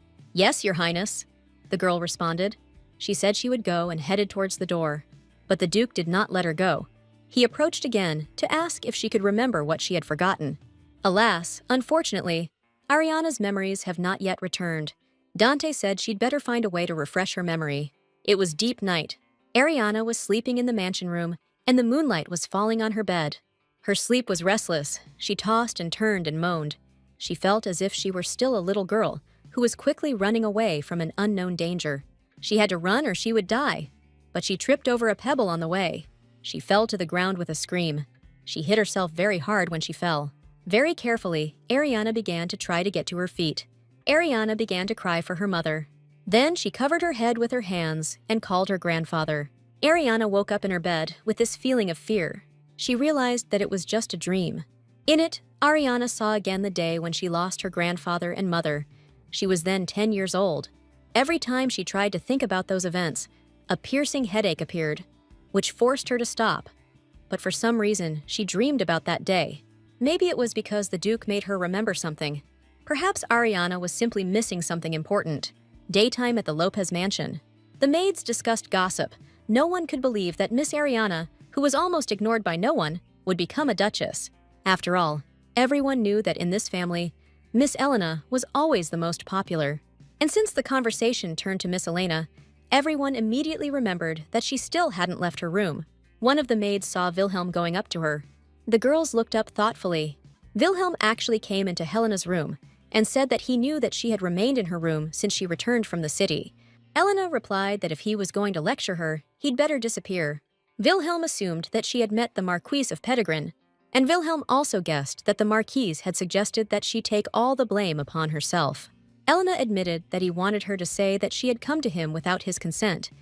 He said that if she did this, he would find her a good husband in another country.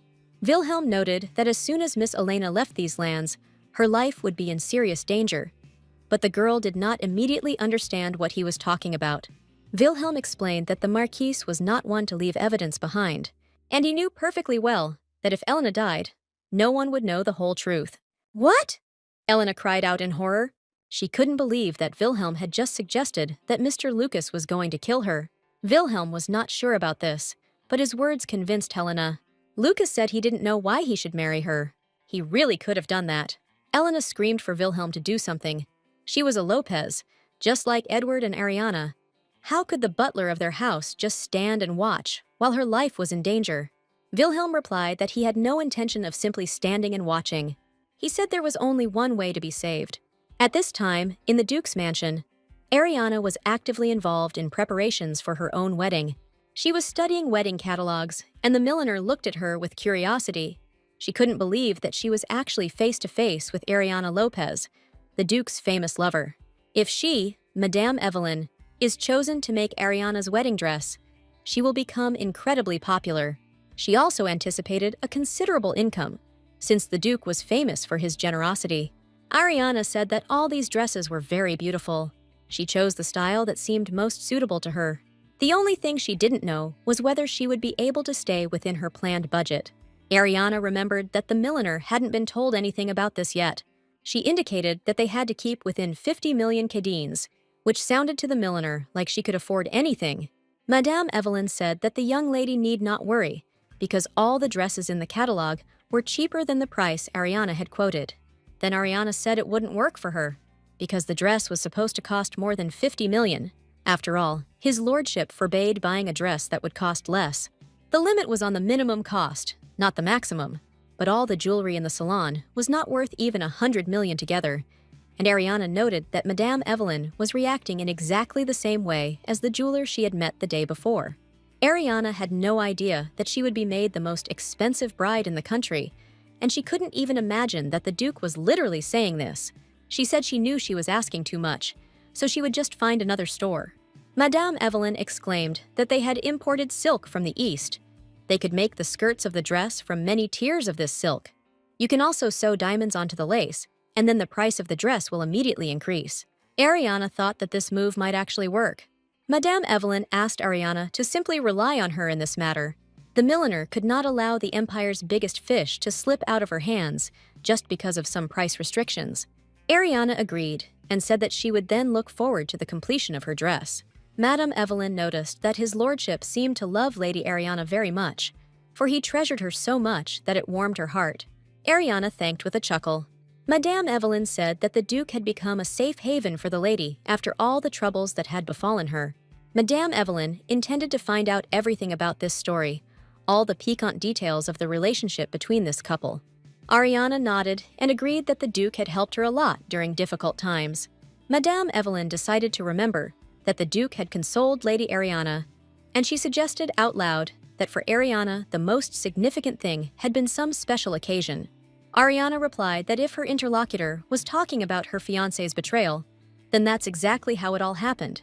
She said that at first she had irritated him greatly, because even though she knew about the betrayal, she had tried to marry her former fiancé, and Madame Evelyn had made a note in her head that Lady Ariana's engagement had made the Duke angry. Ariana, meanwhile, revealed that his lordship had saved her at the altar from a tragic life after marriage. Even though the Duke's methods were aggressive, it helped Ariana come to her senses. She said that now she was sincerely grateful to his lordship for saving her. Madame Evelyn thought that she had known it all along, that it had happened just like that. The Duke consoled the woman who was betrayed, only to fall in love with her himself, perhaps for him. Her bitter tears were like knives piercing his heart. He risked his reputation to save her from disaster. Ariana added that, among other things, his lordship refrained from publicly discussing Lucas's betrayal. He said he didn't want everyone to know how much pain Ariana was in. "Oh my God!" cried Madame Evelyn, realizing that Lady Ariana might not be telling the truth. And then the Duke would be the only one who would suffer the consequences of the disrupted wedding. It was an amazingly touching love story, and the heroine of this story was now sitting in front of Madame Evelyn and wanted her wedding dress to be made right here. In the heat of her emotions, Madame Evelyn jumped up impulsively. The milliner declared that she would make the most exquisite, most beautiful dress in the world for Lady Ariana, and she vowed to do everything in her power to live up to the customer's expectations. Ariana was almost scorched by this burst of enthusiasm and thanked Madame Evelyn. Madame Evelyn felt inspired, and Ariana hoped that the woman was good at spreading rumors. She told the same thing to the other merchants she met during the preparations for the wedding. She was sure that her version of what happened would soon be known to all of high society. If she's lucky, this will fill in all the gaps in her relationship with Dante. This marriage should look like a perfect love story until their contract is completed. The Heigenberg mansion was filled with light and music. Guests were impressed that the famous home was completely open for the wedding. The music was played by the same orchestra that played in the square. Many couldn't wait to hear their wedding anthem. And then the wedding bell rang, announcing the imminent arrival of the bride and groom. The doors swung open, letting in a blinding light. Oh, how beautiful the bride was.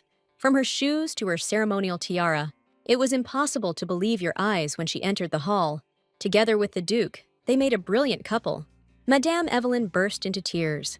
This day seemed to her the best in her life. Ariana's heart was beating wildly. She herself did not understand why she was so nervous, because this was not her first wedding. The priest asked if Duke Dante Heigenberg swears to love and cherish his bride forever. "Of course," Dante answered with a smile. The priest then turned to Lady Ariana Lopez and asked if she was ready to take her marriage vows. There was silence in the room for a moment, and then Ariana said her consent. "I swear," she said. "Don't forget, Ariana," Dante said, turning to his bride. He whispered to her that she was participating in all this of her own free will. With these words, the Duke kissed Ariana. The marriage was concluded amidst numerous applause and admiring cries from the guests. Once again, the beautiful music of their orchestra was heard, and the guests could enjoy the treats. The sounds of the violin spread everywhere. Dante remarked on the magnificent melody and jokingly asked who composed it, and Ariana brushed off his constant teasing. Dante replied that he was not teasing her at all, because everyone was very surprised when he said that Ariana composed the music. Now everyone is looking forward to performing at the Foundation Festival. Ariana asked incredulously if the Duke really thought so. Dante assured her that this was indeed the case, and then added that he himself was looking forward to something else. When Ariana didn't understand what he was talking about, he whispered to her that he hoped she didn't think they would sleep separately on their wedding night. Ariana blushed and had no idea what to say. "Ariana!" Elena called out to her, appearing in a luxurious dress among the guests. She said that her sister looked beautiful. With a smile, she congratulated Ariana on her wedding and said that she was very happy for her. No one expected her to have the courage to show up at this wedding reception. People at the celebration whispered that Elena's appearance was impudent. They did not understand how she even got in there. Madame Evelyn hastened to intervene and asked the unexpected guest what had brought her here, and whether Miss Elena Lopez was not ashamed to appear here after all. Elena bowed her head dramatically and said repentantly that she was very sorry. The girl was trembling, and Madame Evelyn asked why she was shaking so. "Ah!" said Ariana, and ordered to raise her head. With demonstrative sobs, Elena said that she simply intended to congratulate Ariana, that she was there only for this. Ariana thought her sister had improved her acting skills significantly since their last meeting. She had clearly applied white makeup to her face to make her look pale and haggard, and had painted her eyes to make it look like she had been crying a lot. Elena assured that Ariana really does look great. She is not lying when she thinks that she and the Duke look great together. The guests were surprised to discuss whether this was the same conversation that Elena had come here for. It was unheard of, since hardly anyone would want to receive blessings from a person like her. Elena said with a miserable look that it seemed she shouldn't have come here at all. She just thought that when Ariana became a duchess, they would no longer be able to meet. At least she understood that. And Elena said there was something Ariana should know. Elena said she couldn't muster the courage to speak out about it earlier. Ariana asked what it was, and told Elena to tell her. She wanted to see what trick her sister would use this time. At this point, a young man, burning with indignation, joined the conversation and declared that Miss Elena was in fact the victim, and that everyone had simply misunderstood the situation. This man was the only child of the Schmidt family. His name was Adolf, but Ariana did not understand why he was taking Elena's side. Adolf exclaimed that there was something that Ariana simply did not know yet. Miss Elena was a victim. The Duke pulled his bride closer to him. He said that today, the bride should be the happiest in the world. The Duke expressed doubt that Adolf's story was so important as to upset Ariane on such a special day for her. Adolf felt the oppressive presence of the Duke and could not utter another word. Elena told him that everything was fine. It just seemed like her sister still didn't want to see him. Looking at the dejected girl, Adolf thought that she was very unhappy, and he must protect her at any cost. He clenched his fists and told the Duke that his story was important. Adolf said that Lady Ariana should not be separated from her beautiful sister because of the words of this lying man. Few people understood whom Adolf called a lying man, but the young man exclaimed that these words could not have been about anyone else but Lucas Pedigrin. According to him, it was Lucas who pestered Miss Elena and confessed his love to her. Miss Elena was shocked and frightened by his behavior, but she had no choice but to suffer in silence. After all, Elena was so afraid that her sister would find out about everything, and Ariana's heart would be broken because of her fiancé's betrayal. This entire fiery speech was met with a rather cold reaction from the audience. Ariana looked at her sister and wondered if these people really thought anyone would believe them after everything that had happened. Adolf ground his teeth in excitement. He stated that there is evidence, because Elena and he have been in a relationship all this time. They were even engaged in secret from everyone. This news has already attracted the attention of the public, because it was curious whether the engagement could really connect Elena Lopez and Adolf Schmidt. Elena thought with a grin that sweet and naive Adolf was diligently providing her with an alibi, without even thinking that she was deceiving him. Ariana suddenly came closer to her sister and said that she asked permission to give her sincere advice.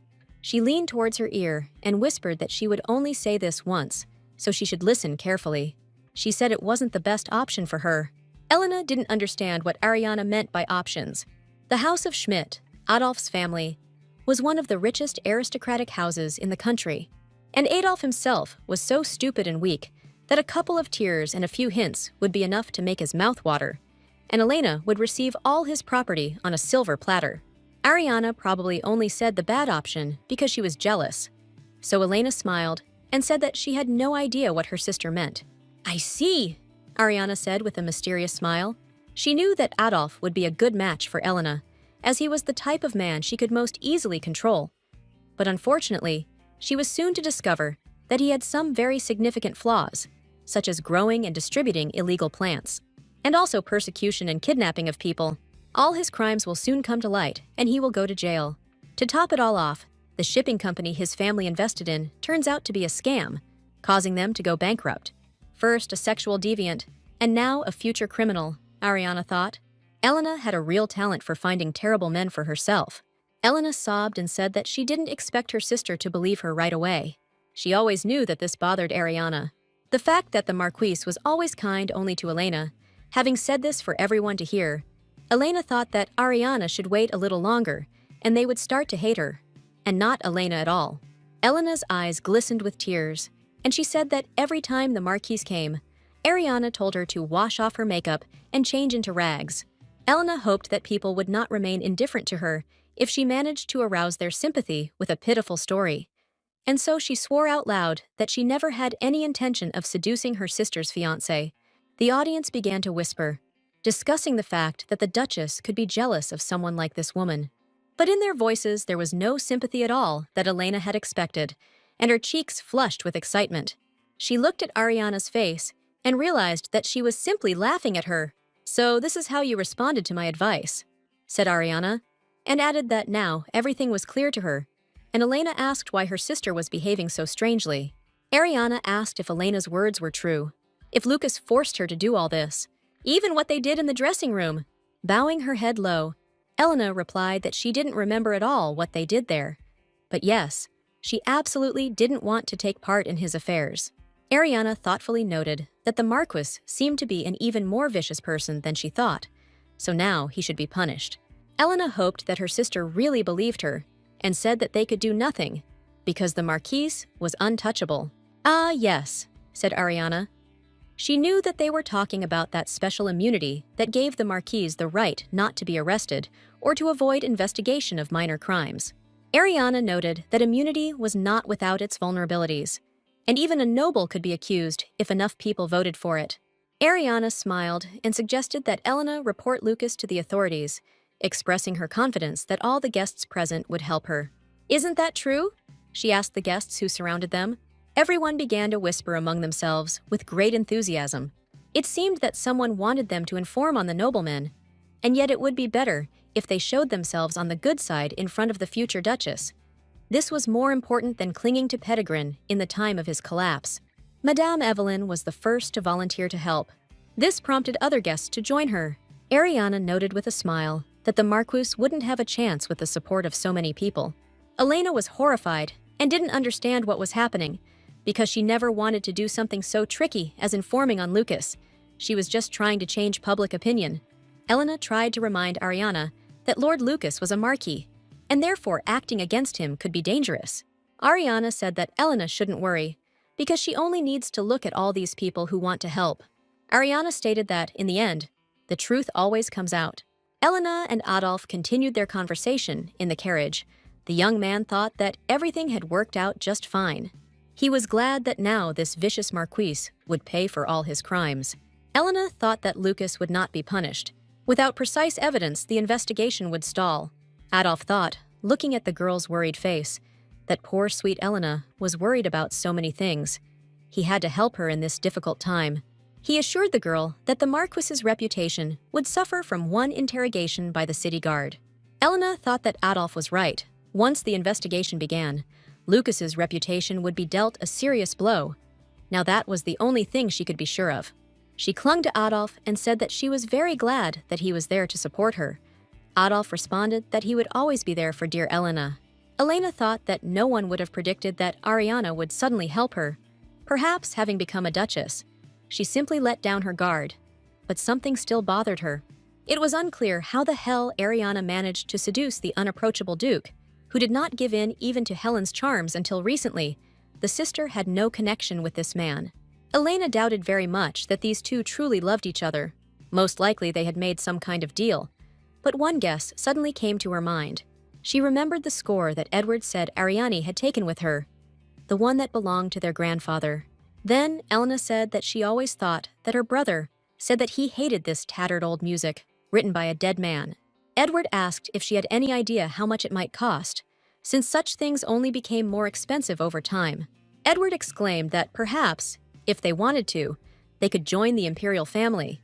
Now Elena understood that the only thing Ariana had that was worthy of exchange was Eduardo Lopez's score, which was probably the price she paid to become the wife of Duke Habengur. But Elena could also take this place. That evening, a glowing butterfly flew into the window, in the evening when Ariana was taking a bath. The butterfly came close to the girl. Butterflies always reminded Ariana of a certain piece of music. Fantastic Butterfly Trilogy. This was one of the most popular works written by Ariana's grandfather.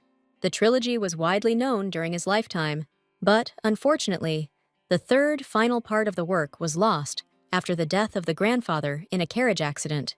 And so, 3 years later, at the Foundation Festival, Edward was going to present the third part of the Fantastic Butterfly, which everyone believed was lost forever. With this, he will be able to earn unprecedented wealth and fame. In other words, he used the notes he found while going through the things his grandfather left behind, and now he can raise his status. Ariana managed to take a couple of the scores with her when she left the mansion, but most of her grandfather's works remained hidden. Ariana thought she needed to get them back. And not just the trilogy, but everything. After getting out of the bath, Ariana wondered if the Duke had returned yet. After bathing, the girl felt different. It was as if she were a plant soaked in rose oil. Suddenly, something caught the girl's attention. It was a surprise from the maid, who tried to make sure that her mistress's wedding night was perfect. These preparations angered Ariana. It was natural for couples to share a bed on their wedding night, and it wasn't that she didn't expect it. The Duke made his intentions clear that day. He said he refused to put on a show. A clumsy fake was worse than nothing at all. To be honest, Ariana doubted that anything would happen today, because only 5 years will pass. It would be an insignificant rumor that the Duke was incapable of sleeping with a woman, since he never denied all these rumors. They were most likely true. But one thought haunted Ariana. At the very least, the Duke can definitely kiss a woman. And the kiss that Ariana got was surprisingly good. "What are you thinking about so intently?" Dante's voice rang out, distracting the girl from the thoughts that had captured her.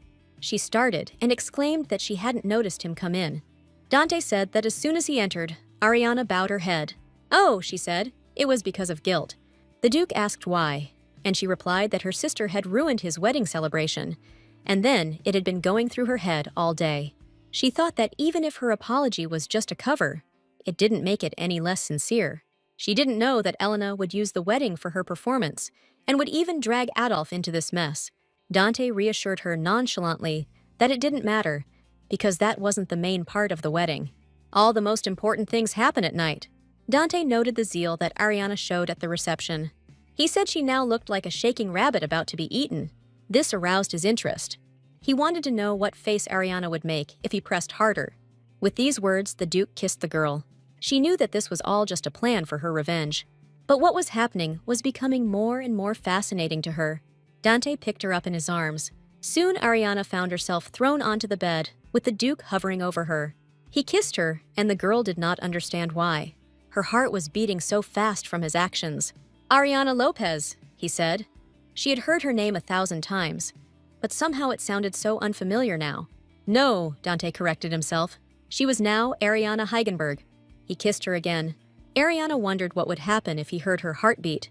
She entered into this marriage only to fulfill her revenge. But now, under the Duke's gaze, everything became too vague. "I give up," Dante suddenly said. Ariana asked in surprise where he was going. The Duke replied that if he stayed, he would most likely not be able to control himself. Pride will not allow him to share a bed with a girl whose mind is so much in the clouds. Dante told Ariana to listen to him carefully and said that he knew how pleasant revenge could be. And he also knew very, very well how quickly one can become addicted to this sweet taste. Ariana thought about what she knew about Dante Heigenberg. As an illegitimate child, he won countless battles. He managed to become a duke, despite the objections of his elders. There was no one more suitable for talking about revenge. She wondered what he felt that day, when he crushed all his enemies and reached his own peak. Was he happy or devastated? That's what Ariana wanted to know. Ariana pulled the Duke closer to her. She wanted to know more about him. "Stop," Ariana thought, surprised at what she had just said. The Duke remarked that if he had not known Ariana, he would have taken these words as an attempt to seduce him. The girl stuttered and tried to explain that it wasn't what he thought. It was just that she didn't know that much about Dante. He said with a smile that he understood that. "Ariana," the Duke said, touching her face again. He said there was something she needed to understand. From that day on, she lives here with Dante Heigenberg, and later they will be able to find out who owes what to whom. It was a bright, sunny morning, with birds chirping loudly, and Ariana hadn't been able to close her eyes last night. Dante told her that if he stayed, he would not be able to control himself. She didn't understand what he meant by this. Perhaps he was about to say that he was unable to go further. He was probably trying to hide this awkward fact in this way. Ariana thought that now was not the time to think about such nonsense, because her revenge was not over. Ariana had a long way to go. She needed to focus, and now she had a new debt. Dante himself said that they would figure out who owes what to whom later. She remembered these words about duty. Making these people suffer for betraying her was Ariana's only goal. She wanted them to pay for everything they did to her. She never thought about what she would do after that. And now she has a new debt that needs to be paid. When this is all over, she will need to think about this now too. She couldn't even imagine what would happen to their relationship then. At this time, this is what was happening in the Pedigrin mansion. Someone was smashing dishes while cursing. Lucas Pedigrin was furious that she dared to marry another man. But at first, he thought it was just a simple insult. But Ariana was serious about ending it all. But no one could have predicted that Ariana would simply find a new owner. Lucas could only swear endlessly. No, he just couldn't ignore it. After all, Ariana loved him. He knew it for sure. Maybe she will still believe him if he says that Elena forced him to drink a forbidden aphrodisiac.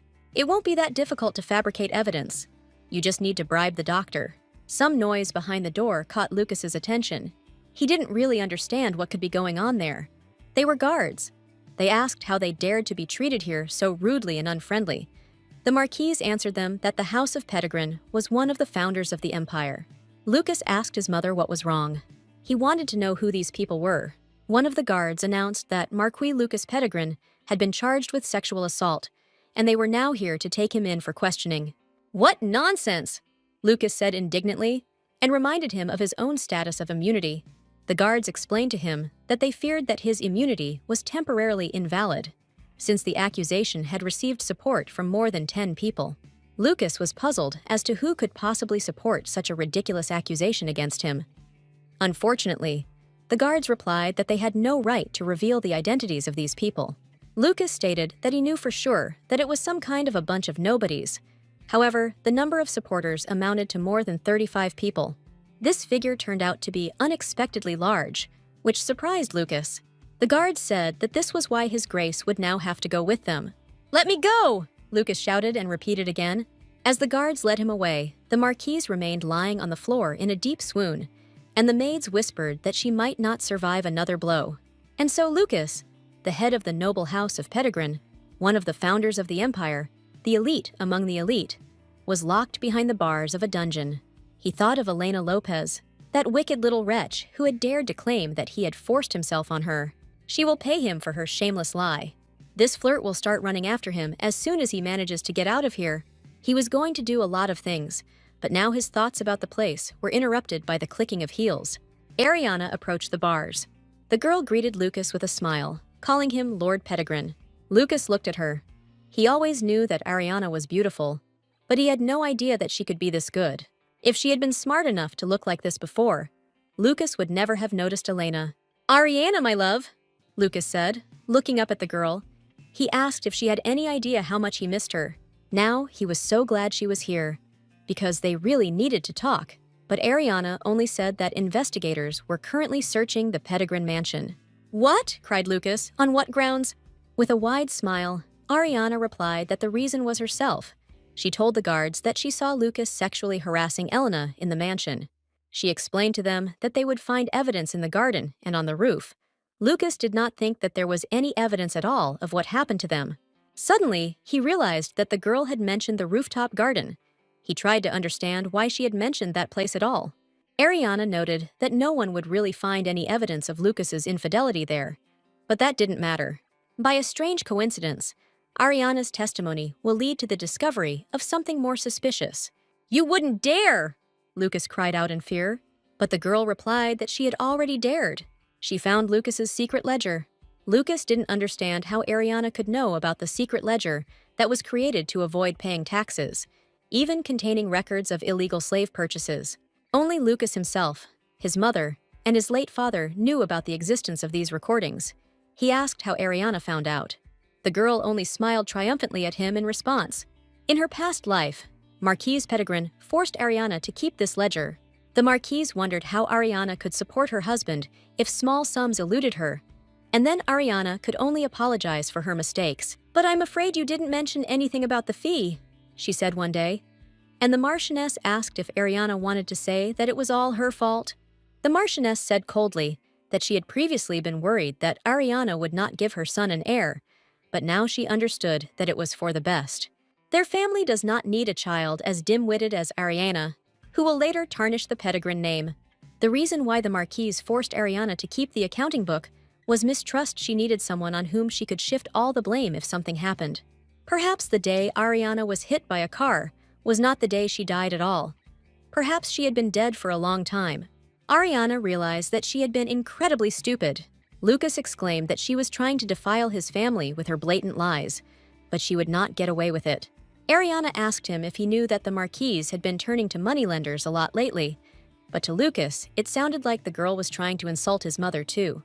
Ariana leaned towards him and said that he had to understand that even the wealth of the Pedigrin family was not eternal.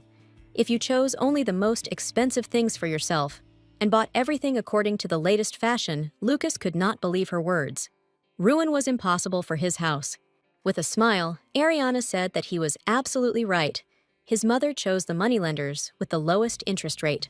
The problem, according to Ariana, was that this business was a financial backer of the League of Dawn, something the Marquise knew nothing about. The League of Dawn was the very group that was going to put the disgraced prince on the throne. If people find out that the house of one of the founders of the empire is financed by a group of traitors, it is unknown what will happen to them. Lucas simply couldn't believe it. Couldn't understand how a woman whose only talent was composing music had managed to learn not only about the existence of a secret organization, but also about the affairs of the Marquise de Pedigrin. Ariana enjoyed seeing Lucas deny everything. She was going to make his impending despair even sweeter. Lucas asked if the reasons why Ariana had changed so much were because of him. It was he who told the girl to arrange everything. Lucas was very angry with Dante Heigenberg, because Lucas himself was the first to notice Ariana's talent. He was the one who saw Ariana playing the piano in the corner of the room, cowering from every glance her brother directed at her. It was Lucas who first recognized the girl's abilities. He gave her his love, and then this bastard showed up. Love? Ariana said thoughtfully. No, what Lucas gave her was not love at all, but rather something like a piece of rotten fruit. It was very attractive on the outside, but on the inside it was nothing but rotten. With these words, Ariana left, and Lucas could only shout after her. Ariana! He called to her, reaching his hand through the bars. At this time in the imperial palace, it was discussed that this impudence was simply unimaginable. The purchase of slaves, tax evasion, all this was simply an unimaginable fall for one of the founding houses. Dante Heigenberg, the emperor said gravely. Yes, your majesty, he replied, thinking about the butterfly that had created a real storm. The emperor said thoughtfully that House Pedigrin was no longer what it had been, but they still had the courage to consider the empire fools. If the duchess had not emphasized the roof in the garden, no one would have known anything. The emperor wondered if it was a coincidence. The duke replied that he was afraid that he would not be able to comment on this in any way, because sometimes even he had difficulty predicting his actions. The emperor asked if he really knew so little about the woman he had married. Dante replied that his wife was full of surprises, which was why he was captivated by her charms. The emperor noticed that the duke was evading the answer, as always, but there was no need to try to deceive him. He saw that there was something between these two. Dante assumed that His Majesty was referring to their passionate love, and the emperor exclaimed that talking to him was like talking to a wall. It's been 10 years since House Heigenberg sent Dante to fight in the war against the savages. Wanting to get rid of their problematic offspring, they signed his death warrant. However, Dante returned a hero. He was too capable to leave things as they were. The emperor asked if Dante had ever thought about divorcing Ariana and marrying the princess, but the duke merely asked if His Majesty was becoming insane. The emperor explained that the crown prince was diligent, but too stupid, and that this empire needed a strong leader. Dante replied that he would simply pretend that he had not heard anything that His Majesty had just said, and the emperor asked if he would at least pretend to think about it. The duke assured that he and his wife had already fulfilled their marital duty, and now he would not be able to call himself a man if he was not faithful to her. The emperor noticed that Dante knew how to keep a woman, but there were rumors that the duke had certain problems. Dante said he wanted to know who was spreading such rumors about him. This conversation was interrupted by one of the imperial courtiers when he entered the hall. The courtier informed the emperor that new information had emerged regarding the investigation. They received an anonymous tip that the group from which Marquise Pedigrin borrowed money was connected to the League of Dawn. The situation was becoming increasingly absurd. The house of the founder of the empire was financed by a group of traitors. Meanwhile, the duke's carriage drove up to the gate. Ariana was in it, thinking that the investigators had probably already discovered everything. Since she sent a letter detailing where the money had disappeared, there was bound to be some turmoil for a while. The coachman informed her ladyship that they had arrived. The carriage door swung open. It was the Duke, looking at Ariana, who noticed that his butterfly seemed to like to fly where it shouldn't. He said that since they were married, she did not have to address him formally and call him Duke or Grace, and she should not see her ex-fiancé anymore. Ariana explained that she simply wanted to personally say that the family Lucas was so proud of would now be famous for debt. But the Duke asked if that anonymous letter was her doing. He noticed that he had a strange feeling that he couldn't get rid of, as if Ariana was always hiding something from him. Ariana said that his lordship was right. She was one of those who sent the anonymous letters. She knew that if the Marquise's illegal personal loans became known, the reputation of the Pedigrin family would be seriously damaged. The Duke asked if this meant that Ariana did not expect this to lead to the takeover of the League of Dawn. Ariana pretended that she had never heard of that name. The Duke replied that thanks to her letter, they discovered that the Froken pawn shop was secretly financing the League. Ariana assured that she knew nothing about it. She had no intention of telling the Duke that she had any idea about the existence of the League of Dawn. Ariana learned of the collaboration between Froken's pawnshop and the League of Dawn a few days before her death, so now it was better for her to just keep quiet. The Duke told her that a matter of such importance had led to a thorough search, and Ariana pretended to sigh that Lucas was terribly unlucky to think that such a noble house as Pedigrin had fallen so low. The Duke replied that it would have sounded more convincing if Ariana's eyes had not smiled so clearly when she said these words, and the girl replied that it seemed that she needed practice in the art of controlling her emotions. The Duke leaned closer to the girl and said that she could be truly charming at times. Then, he said that he would ask the coachman to turn the carriage around because they needed to go to the palace. When Ariana asked why, Dante replied with a mysterious smile that His Majesty wished to see the girl who had become Duchess of Heigenberg. Ariana had no idea what His Majesty might want from her. The girl curtsied respectfully to greet the Emperor. The Emperor noticed that it must be Ariana in front of him. She really did look noticeably different from his daughter. The Emperor asked if these were the kind of women Duke Heigenberg liked, which confused Ariana.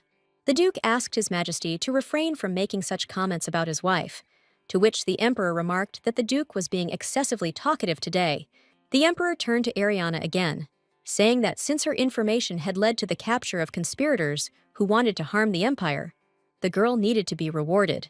He asked if Ariana had any wish that he could fulfill. Ariana thought about what reward she could receive personally from the Emperor. She plucked up the courage to address His Majesty. Ariana said that she would be honored to be allowed to perform at the Foundation Festival. The Emperor thought about it seriously. Of course, he could remember how Eduardo Lopez, the unrivaled virtuoso, visited the palace arm in arm with his granddaughter. The girl was still very little, but the musician brought her with him onto the stage. The little girl turned out to have a wonderful nightingale voice. It looks like she has now grown into a beautiful young lady. Ariana remembered those happy times well. That's exactly how everything had been. The Emperor said that since Ariana had already proven her talent that day, she could now sing as much as she wanted.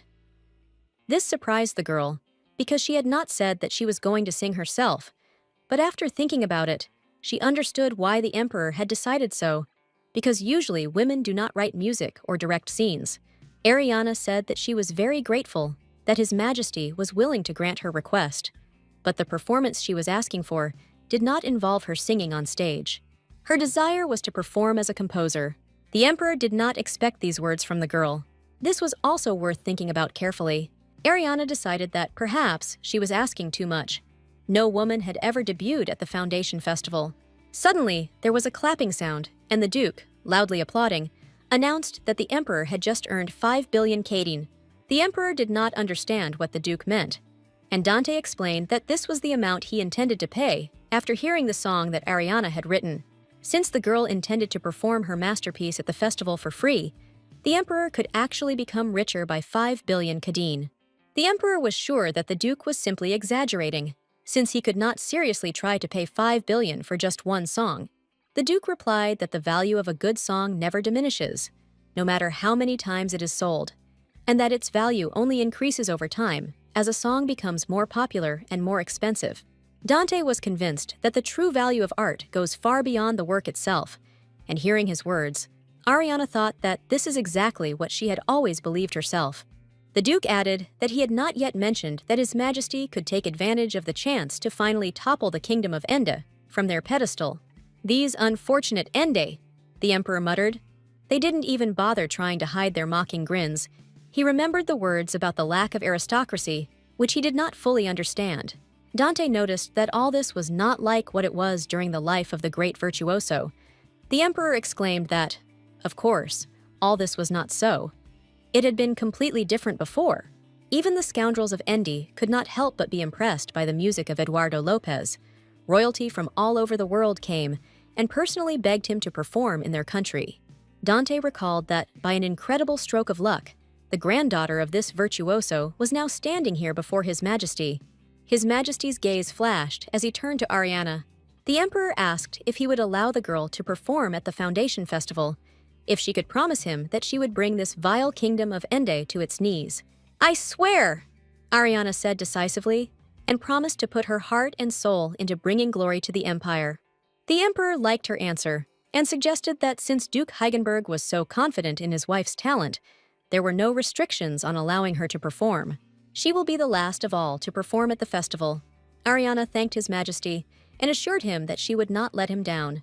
She thought that Dante had helped her. He had made the Emperor see in her not a woman without a musical education. He emphasized that Ariana was the one who inherited the talent of the outstanding composer. If it weren't for his help, it's unlikely that everything would have gone so smoothly. Dante caught Ariana's gaze and, leaning towards the girl, whispered that he would ask his lady to save such a passionate look for those times when they were alone. Ah, ardent young love. The Emperor was touched, looking at the blushing Ariana. At this time, a completely different scene was unfolding in the Lopez mansion.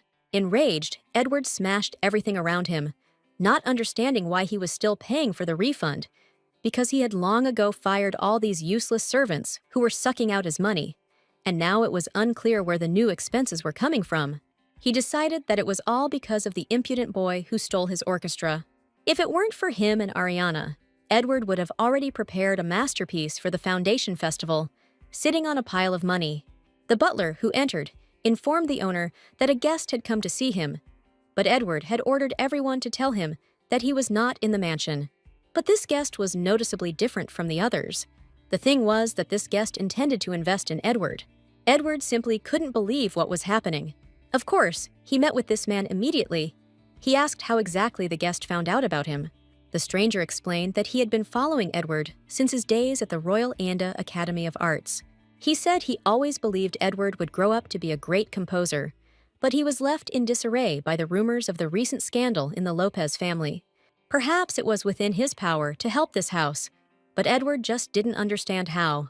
The stranger knew that Edward owed a significant amount to the Imperial Bank, and he asked permission to cover this debt.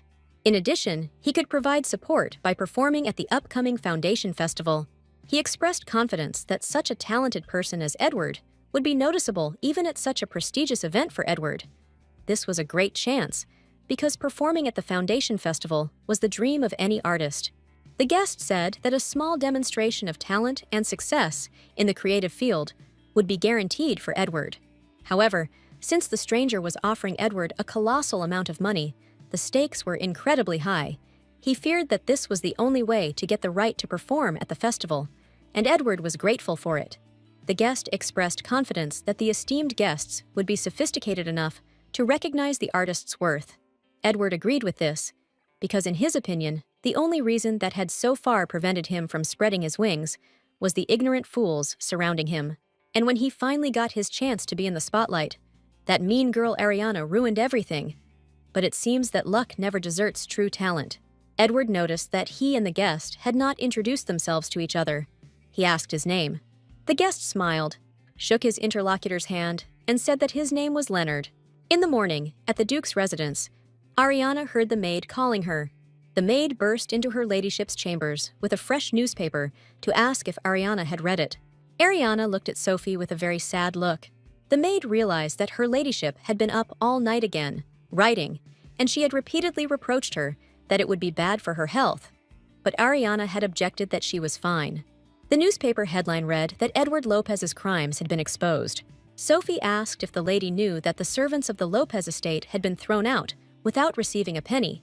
Ariana replied that it seemed that the newspapers were receiving more and more varied stories from people who had suffered at the hands of her brother. Ariana asked Sophie why she hadn't left yet. Ariana wanted Sophie to leave the Lopez estate and become her personal servant from that day on. Sophie happily asked if the lady really wanted this, because she herself, of course, would only be glad. Ariana expressed regret that she couldn't take the maid earlier, but Sophie said that there was no need to worry about it. Ariana asked Sophie if she wanted to listen to the melody she had composed, which took her all night to do. Ariana sat down at the instrument and began to play. Sophie stood frozen next to him, feeling how wonderful it was. When she finished, Ariana asked which of the two melodies the first listener liked better. Sophie replied that the first was exquisite, but the second was simply magnificent. The truth was that she could not choose which of the two was better. Ariana said thoughtfully that this meant that both melodies were mediocre. She explained to the puzzled maid that if both were beautiful, it could mean that both were unremarkable. Sophie cried out that she hadn't meant that at all. She really just liked them both. She couldn't express her feelings in any way, and she wished more than ever for a richer vocabulary.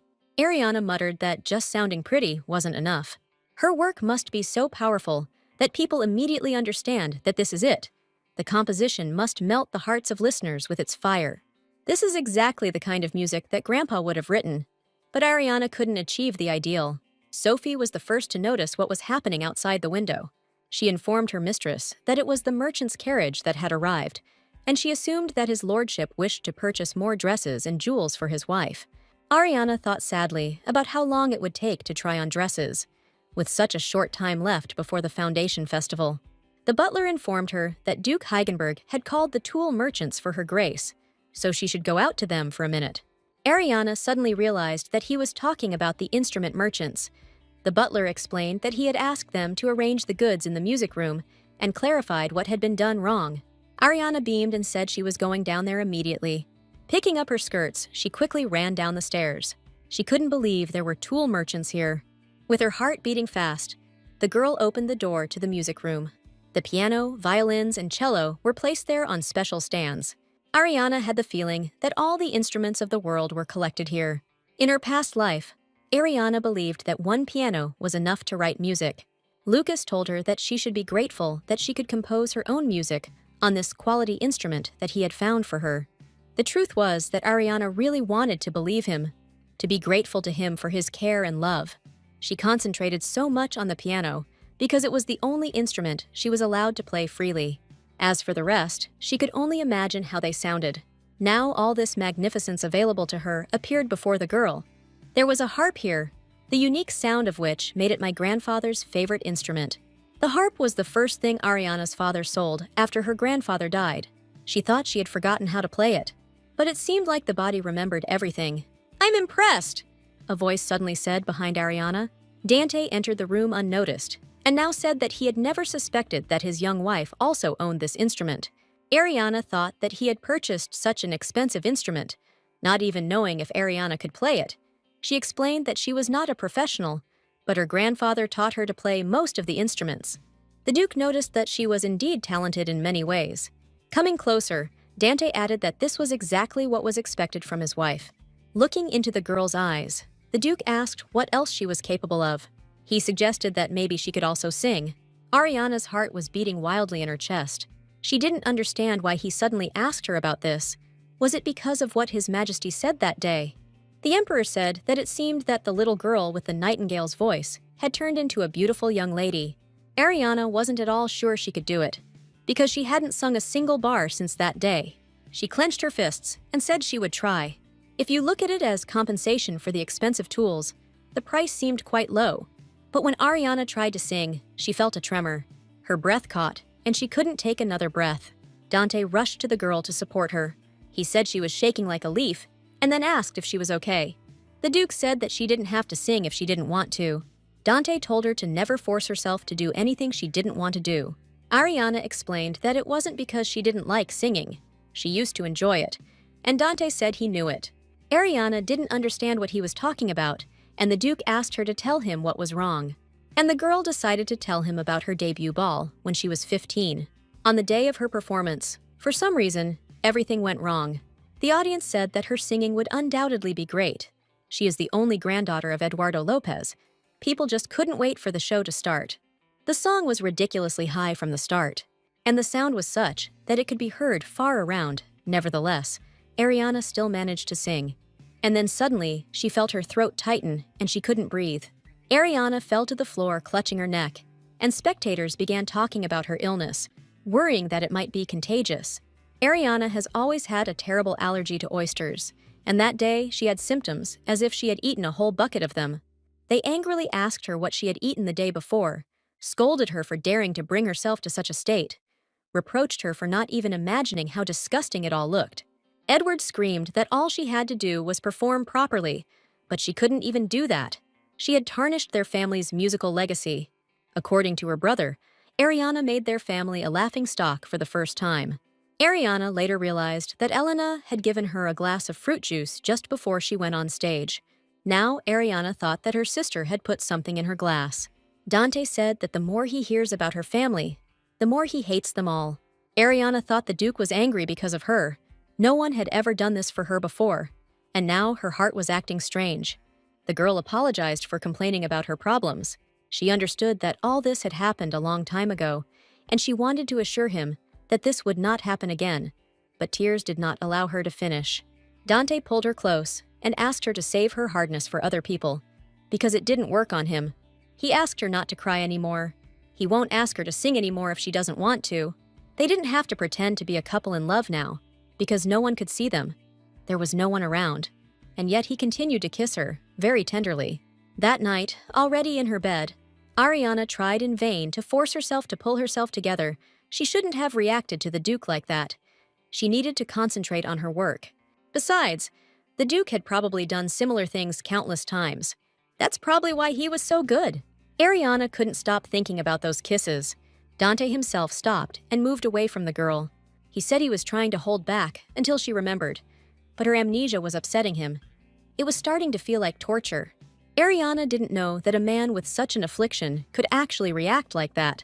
There was a lot that was unclear about this situation, and yet it was time for Ariana to sleep. She dreamed of that terrible night in which she heard a voice calling her, but she ran through the darkness with the last of her strength, and her terrifying pursuer was not far behind her. Ariana managed to scream before she stumbled. She fell into the water with a splash and began to sink into the depths. Someone was nearby. Someone grabbed her. "Up!" She heard a determined voice very close by. "Wake up!" her voice called out to her again. That creepy forest. The second time the girl saw this dream, it wasn't just a nightmare. Perhaps it had something to do with those lost memories that his lordship was reminding him of. Ariana couldn't get the image of that forest out of her head. Here it is, she suddenly thought. She thought she had found the answer. Now she knew that people would only remember the music that stirred their feelings as soon as they heard it. Likewise, scary stories disturb sleep much more than beautiful fairy tales, and nightmares remain in the mind much longer than happy dreams. The chilling magical forest of nightmares will remain in your memory for much longer. Soon all the talk was about Count Lopez throwing a ball. After all, it was he who had recently fired his servants because he had gone bankrupt. But they said that he had paid off his debt in one payment, so the whole society had gathered at his ball to check whether this was really the case. One young man suggested that everyone was there because of a special gift. Nobody knew what special gift was being discussed. "Oh, wow!" exclaimed the young man, receiving the program in his hands. There were excerpts from a song written by the late Count Eduardo Lopez himself. The guests were amazed that such a treasure was being given into their hands. They had different melodies in the programs with different titles. It looked very interesting. Edward tapped his glass with a spoon, attracting everyone's attention. He said he could see that the guests enjoyed the surprise. It had been almost 10 years since his grandfather's death, and for him, these gifts were an opportunity to share with others the memory of an exceptional talent. Some might say that Edward was frivolously throwing away precious legacies, but he himself did not think so. If he keeps it to himself, then only the Lopez family will mourn their grandfather. But if he shares this music, then the memory of him will live on in the hearts of other people. That's why Edward announced that he was going to perform the third part of the Butterfly Fantastic Trilogy at the upcoming Foundation Festival. Viewers couldn't believe what they were hearing about the Fantastic Butterfly Trilogy, the last masterpiece created by the great virtuoso. It turns out that he was actually working on the third part before his death. Edward said that since Eduardo Lopez, unfortunately, did not manage to finish the composition before his death, he completed it himself. Although he was no match for his grandfather, he hoped that the guests would like it. To improve the Lopez family's reputation, Edward had to be the center of attention at the festival.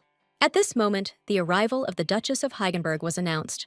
Elena rushed towards Ariana with a joyful exclamation. She exclaimed that she was very glad that she had come, and gratefully embraced her in a tight embrace. Ariana responded awkwardly to the gesture. The guests began to whisper that the sisters seemed to be friends, which meant that what Elena was saying about Lucas Pedigrin was true. Elena thought that it seemed that she had not played the role of the victim in vain. Since Ariana came here, it means she believed too. Looking around, Elena asked where his lordship was, but Ariana replied that she had come alone. Elena thought so. He had long been tired of Ariana like that. But she asked out loud why her sister came alone when it would have been better to come with her husband. After all, this was Ariana's first public appearance as Duchess of Heigenberg. Ariana knew that Elena would say that. She replied that she was just visiting her family. It was hardly worth calling it going out into high society. Elena agreed that she might be right, and Ariana noticed the tiara she was wearing. Ariana noticed that the tiara belonged to her. She said she was glad her sister was wearing it. Elena always liked to use her things, as well as men. Elena's face flushed with anger and shame. Ariana! Edward ran up to his sisters, screaming. He couldn't believe that this thief dared to appear here again. The guests began to whisper even louder. Edward declared that Ariana's appearance was an incredible surprise for him, because he did not even send her an invitation, believing that she would be too busy. And Ariana replied that she would always find time for protection, and she intended to protect her grandfather's works, because she did not understand how Edward had even thought of getting rid of his music in such a way.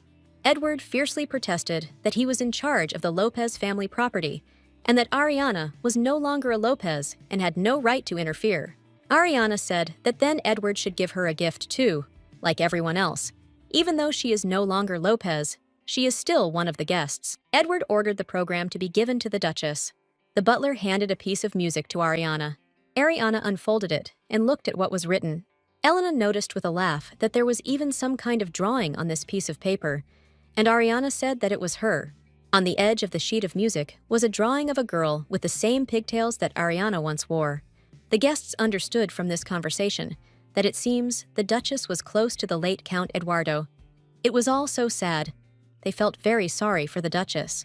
One guest approached Ariana and said that the piece she had received also depicted a girl with pigtails, and Ariana confirmed that it was her. The guest handed the piece of paper to Ariana and asked permission to return it to her. If she had known how important it was to her, she would never have taken it. Other guests also began to give Ariana their musical fragments, and the girl apologized to them because she did not want them to feel guilty at all. No one understood why Count Lopez had given this to the guests at all. Because of him, they had upset her grace hearing this. Edward thought that Ariana had remained a petty and vile snake. He approached his sister and asked if he could talk to her. They walked out into the spare room, and after the door slammed shut, Edward screamed that he didn't understand what the hell Ariana was doing. Ariana said that she should ask him about how he could hand out her grandfather's work, in pieces like cheap leaflets. She asked if Edward had hidden the Butterfly Fantastic Trilogy. It looked like Ariana was really angry. Edward had never seen her so emotional before. It seemed like he had managed to touch her on the raw. Edward stated that he had not hidden anything anywhere. He was the owner of this house. All the property belonged to him. Ariana assumed he meant that he also had that same score. Edward didn't understand what score she was talking about. Ariana screamed at him to stop pretending, as he knew full well that the Butterfly Fantastic Trilogy was not his final work. Ariana spoke of his real final masterpiece, the score he was working on just before his death. Edward thought about it. He didn't know anything about his grandfather's last real masterpiece. This is what Ariana was looking for.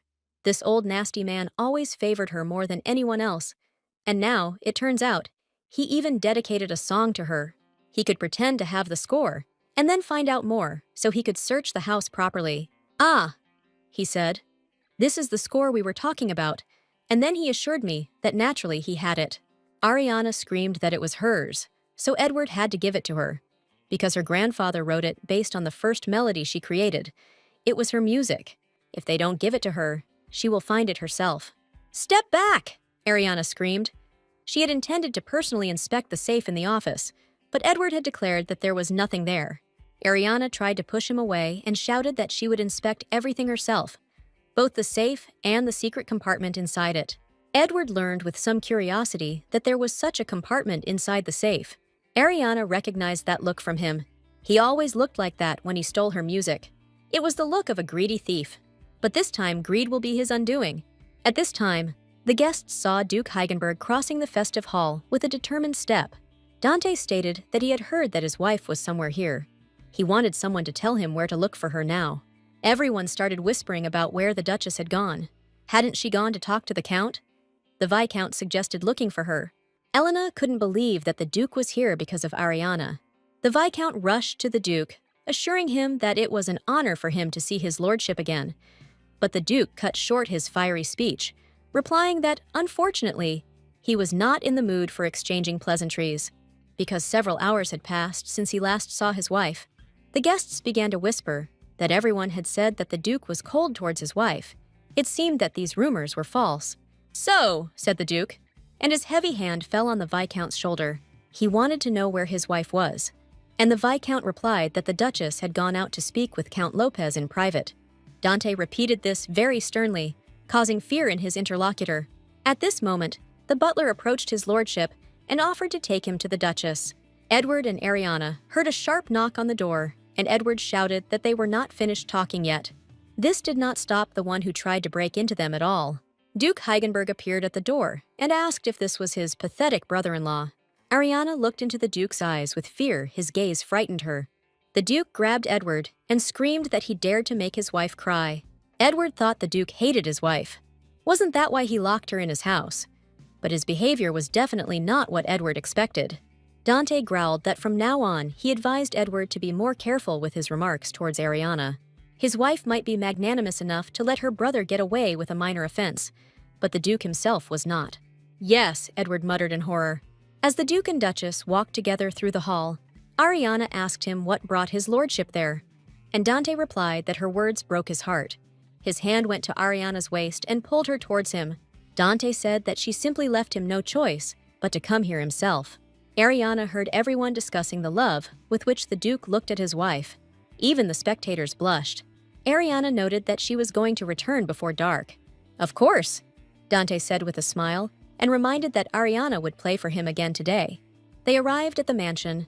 The butler greeted the Duke and Duchess of Heigenberg. The maid asked if she should prepare a bath for the lady. Ariana thanked her and said she was going to head straight to the music room. Sophie said that for some reason she thought so. And then the maid saw that the Duke would go with Ariana. All the servants of the mansion gathered to watch this scene. In the music room, Ariana immediately sat down at the piano, and Dante settled down on the sofa. When the girl asked if he was going to sit like that all the time, the Duke said that he would. Ariana reminded him that she had already told him that she couldn't concentrate at all in his presence. "Liar," Dante said, noting that once Ariana started playing, she would forget he even existed. She thought, here he is, getting out of it again. She had to concentrate. She had to ignore him. There was so much she needed to do. Ariana had been working on this song for the past month, but there was a part she wasn't happy with. This is a scene in which the main character, a little girl, is immersed in the festive atmosphere. The passage should sound fun and elegant, but at the same time, a little strange and creepy. Still, feeling delight and all-consuming excitement for the first time in my life was a special moment. Dante looked at her questioningly. He came closer to her and asked what problems had arisen. Ariana replied that she was unable to convey the necessary emotion. They say that deep happiness and sadness can be one and the same, and that is what she wanted to convey. Dante asked if she wanted to know how to feel so good that you wanted to cry, and Ariana thought that was different from what she had just said. Dante leaned towards her and said that he would teach her everything if she only wanted it. He would do everything in his power to help her. Ariana was upset that she was completely helpless in front of him when he teased her. She asked if he was really familiar with these emotions. Dante replied that he certainly did more than she did. Besides, he was older. She asked him to teach her if he could do it. Ariana whispered that she wished she knew what it was like to feel such emotions. Her heart beat wildly as Dante leaned closer to her. The next moment, the Duke kissed the girl. At the Lopez house, Edward also had something to think about. Mr. Leonard, who came to him again, assumed that the Count must be irritated. He heard that Edward was going to present the Butterfly Fantasy Trilogy at the festival. Edward said that of course it would be a premiere. It would definitely be a success. Mr. Leonard had nothing to worry about. "What a pity," said Mr. Leonard. And Edward did not understand what he wanted to say. Mr. Leonard said he had hoped Edward would perform his own piece. Edward himself would like to. He racked his brains over this for 3 days. But for a creator with a sensitive soul, there is nothing worse than tight deadlines. Edward said he was sure the festival guests would enjoy it. But Mr. Leonard said he was sorry. But if Edward intended to perform this particular piece, then he withdraws his patronage. Mr. Leonard explained this by saying that he was going to support Edward, and not the old man who was already resting in the grave. He asked for all the money he had lent him to be returned before the previously agreed deadline, and then turned around to leave. Edward tried to hold him back and grabbed his elbow. He said that he would then perform his piece. After this conversation, Edward loudly slammed the door to his office. He rushed around it, thinking about Ariana's words. If we are to believe her words, there was another hiding place behind the safe. In despair, he sat on his knees in front of the safe, unable to solve this problem, and was found there by the butler, who asked what the gentleman was doing. Edward turned around abruptly. He assumed that the butler knew all about the existence of the hiding place, since he was so calm. He shouted that no one dared to hide anything from him, from the head of the house, and with these words he hit him. The butler replied that all that was there were Mr. Eduardo's personal belongings, and that they did not represent any particular value. "Open the safe or you're dead," Edward said harshly, adding that the butler should choose wisely, because he wouldn't let him die quickly. The butler said that he would open this hiding place for the master. Edward noted that this was a good decision, and ordered that it be carried out quickly. The butler pressed the secret parts on the safe door. The mechanism worked, and the hiding place opened with a click. "Out of the way!" Edward growled, rushing towards the hiding place. There really were notes there, the last masterpiece of the great virtuoso. Edward's heart began to beat wildly. Maybe this thing was even more valuable than the Butterfly Fantasy Trilogy. At this time, in the mansion of Duke Heigenberg, Dante sat by the window in his office and thought about Ariana. She just needed to find inspiration, to feel something she had never experienced before. It was so rash that at that moment, Mr. Leo knocked on the door and the Duke allowed him to enter. He entered and reported that he had just completed the work assigned to him by his lordship. As expected, as soon as he said that he would only finance his own work, Edward immediately changed his mind and declared that he would perform his own work at the festival. Leonard said that Edward looked very confident. Leo was truly surprised by Lady Ariana's ingenuity. The Duchess flawlessly predicts the enemy's moves.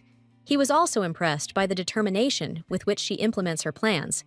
He assumed that she could become an excellent military strategist.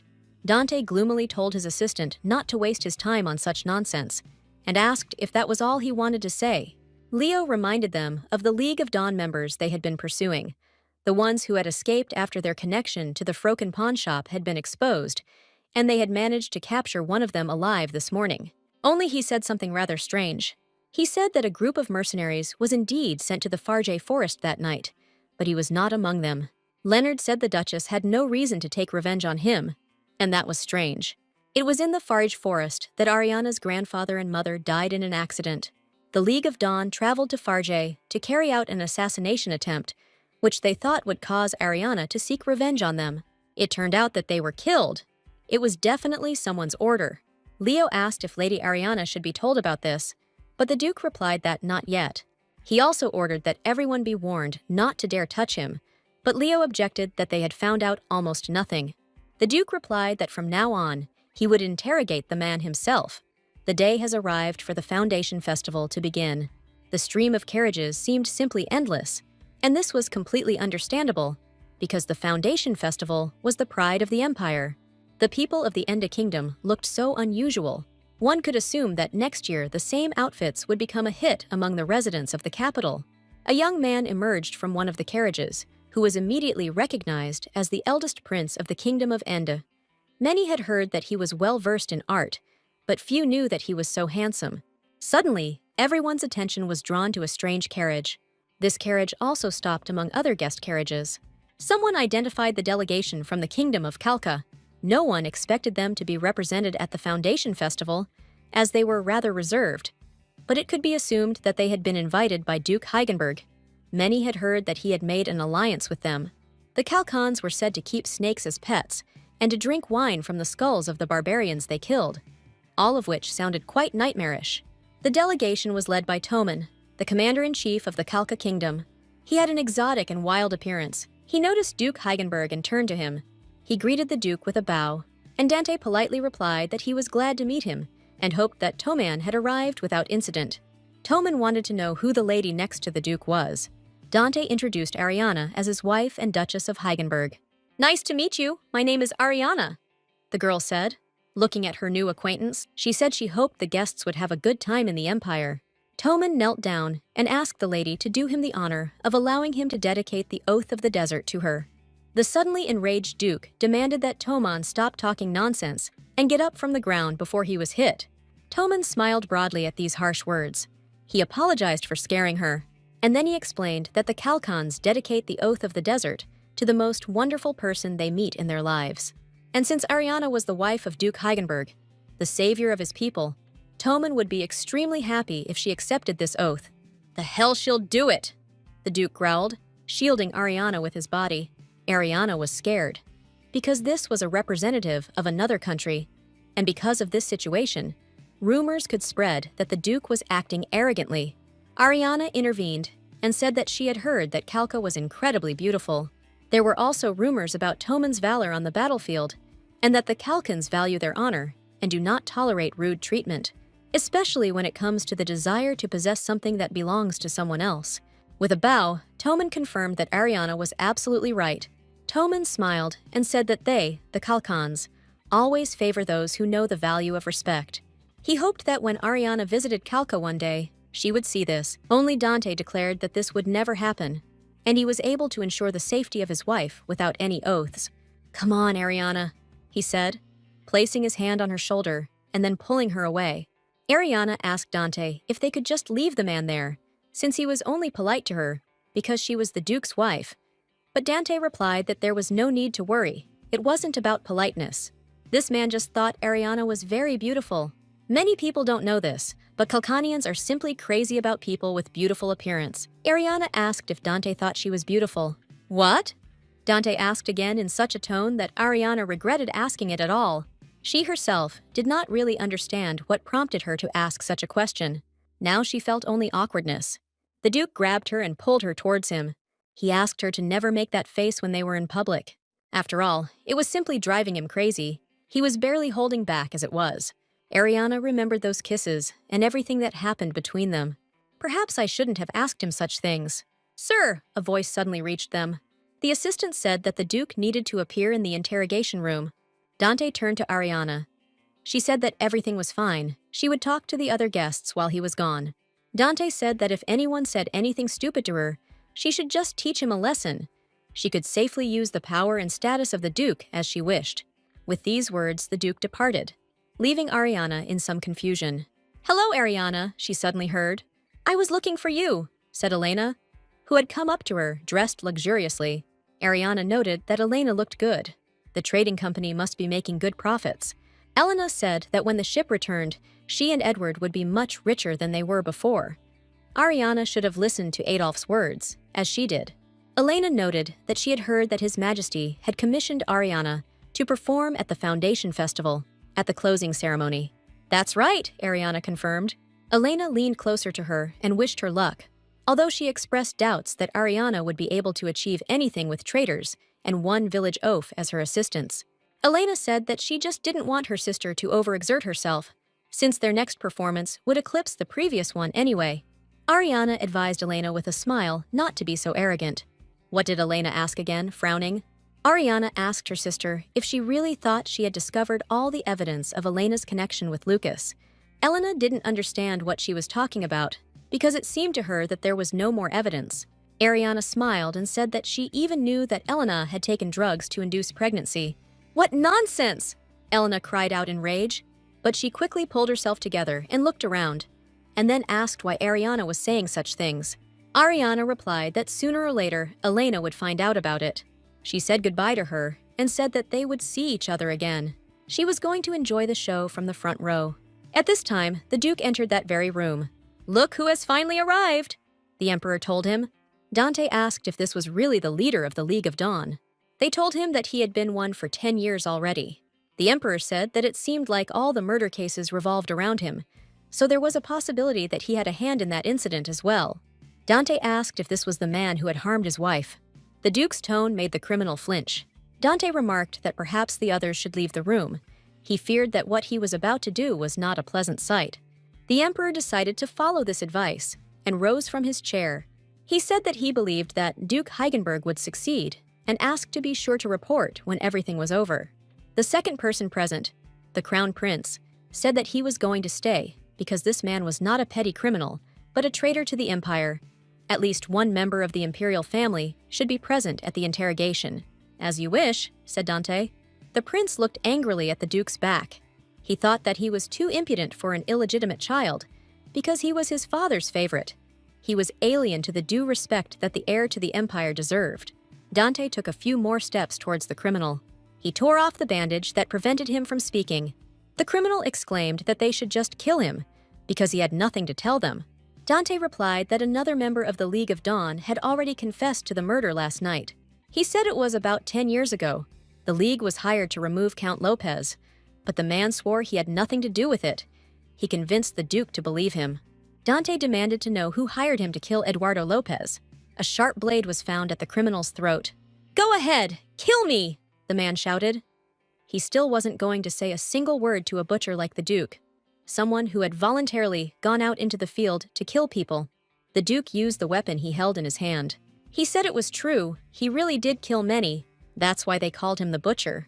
This meant that he knew exactly where to hit to make a person talk. Then he asked again who wanted Eduardo Lopez dead. Dante thought the man had a strange look in his eyes, as if there was something he feared more than torture and death. He moved the blade again in the wound inflicted on the criminal. "I'll tell you!" the criminal shouted. The pain made him speak. He even started to pronounce the right name, but did not have time. Something distracted the Duke for a moment. Dante turned around quickly. The throwing star flew into the criminal's throat, cutting off his words and his life. He coughed up blood. The Duke looked at the door opposite. Dante could only confirm that the man was dead. The prince began to call the guards, shouting that there was an intruder here. He wanted to know who dared to let an intruder into the imperial palace. But the criminal almost told them the name of the customer.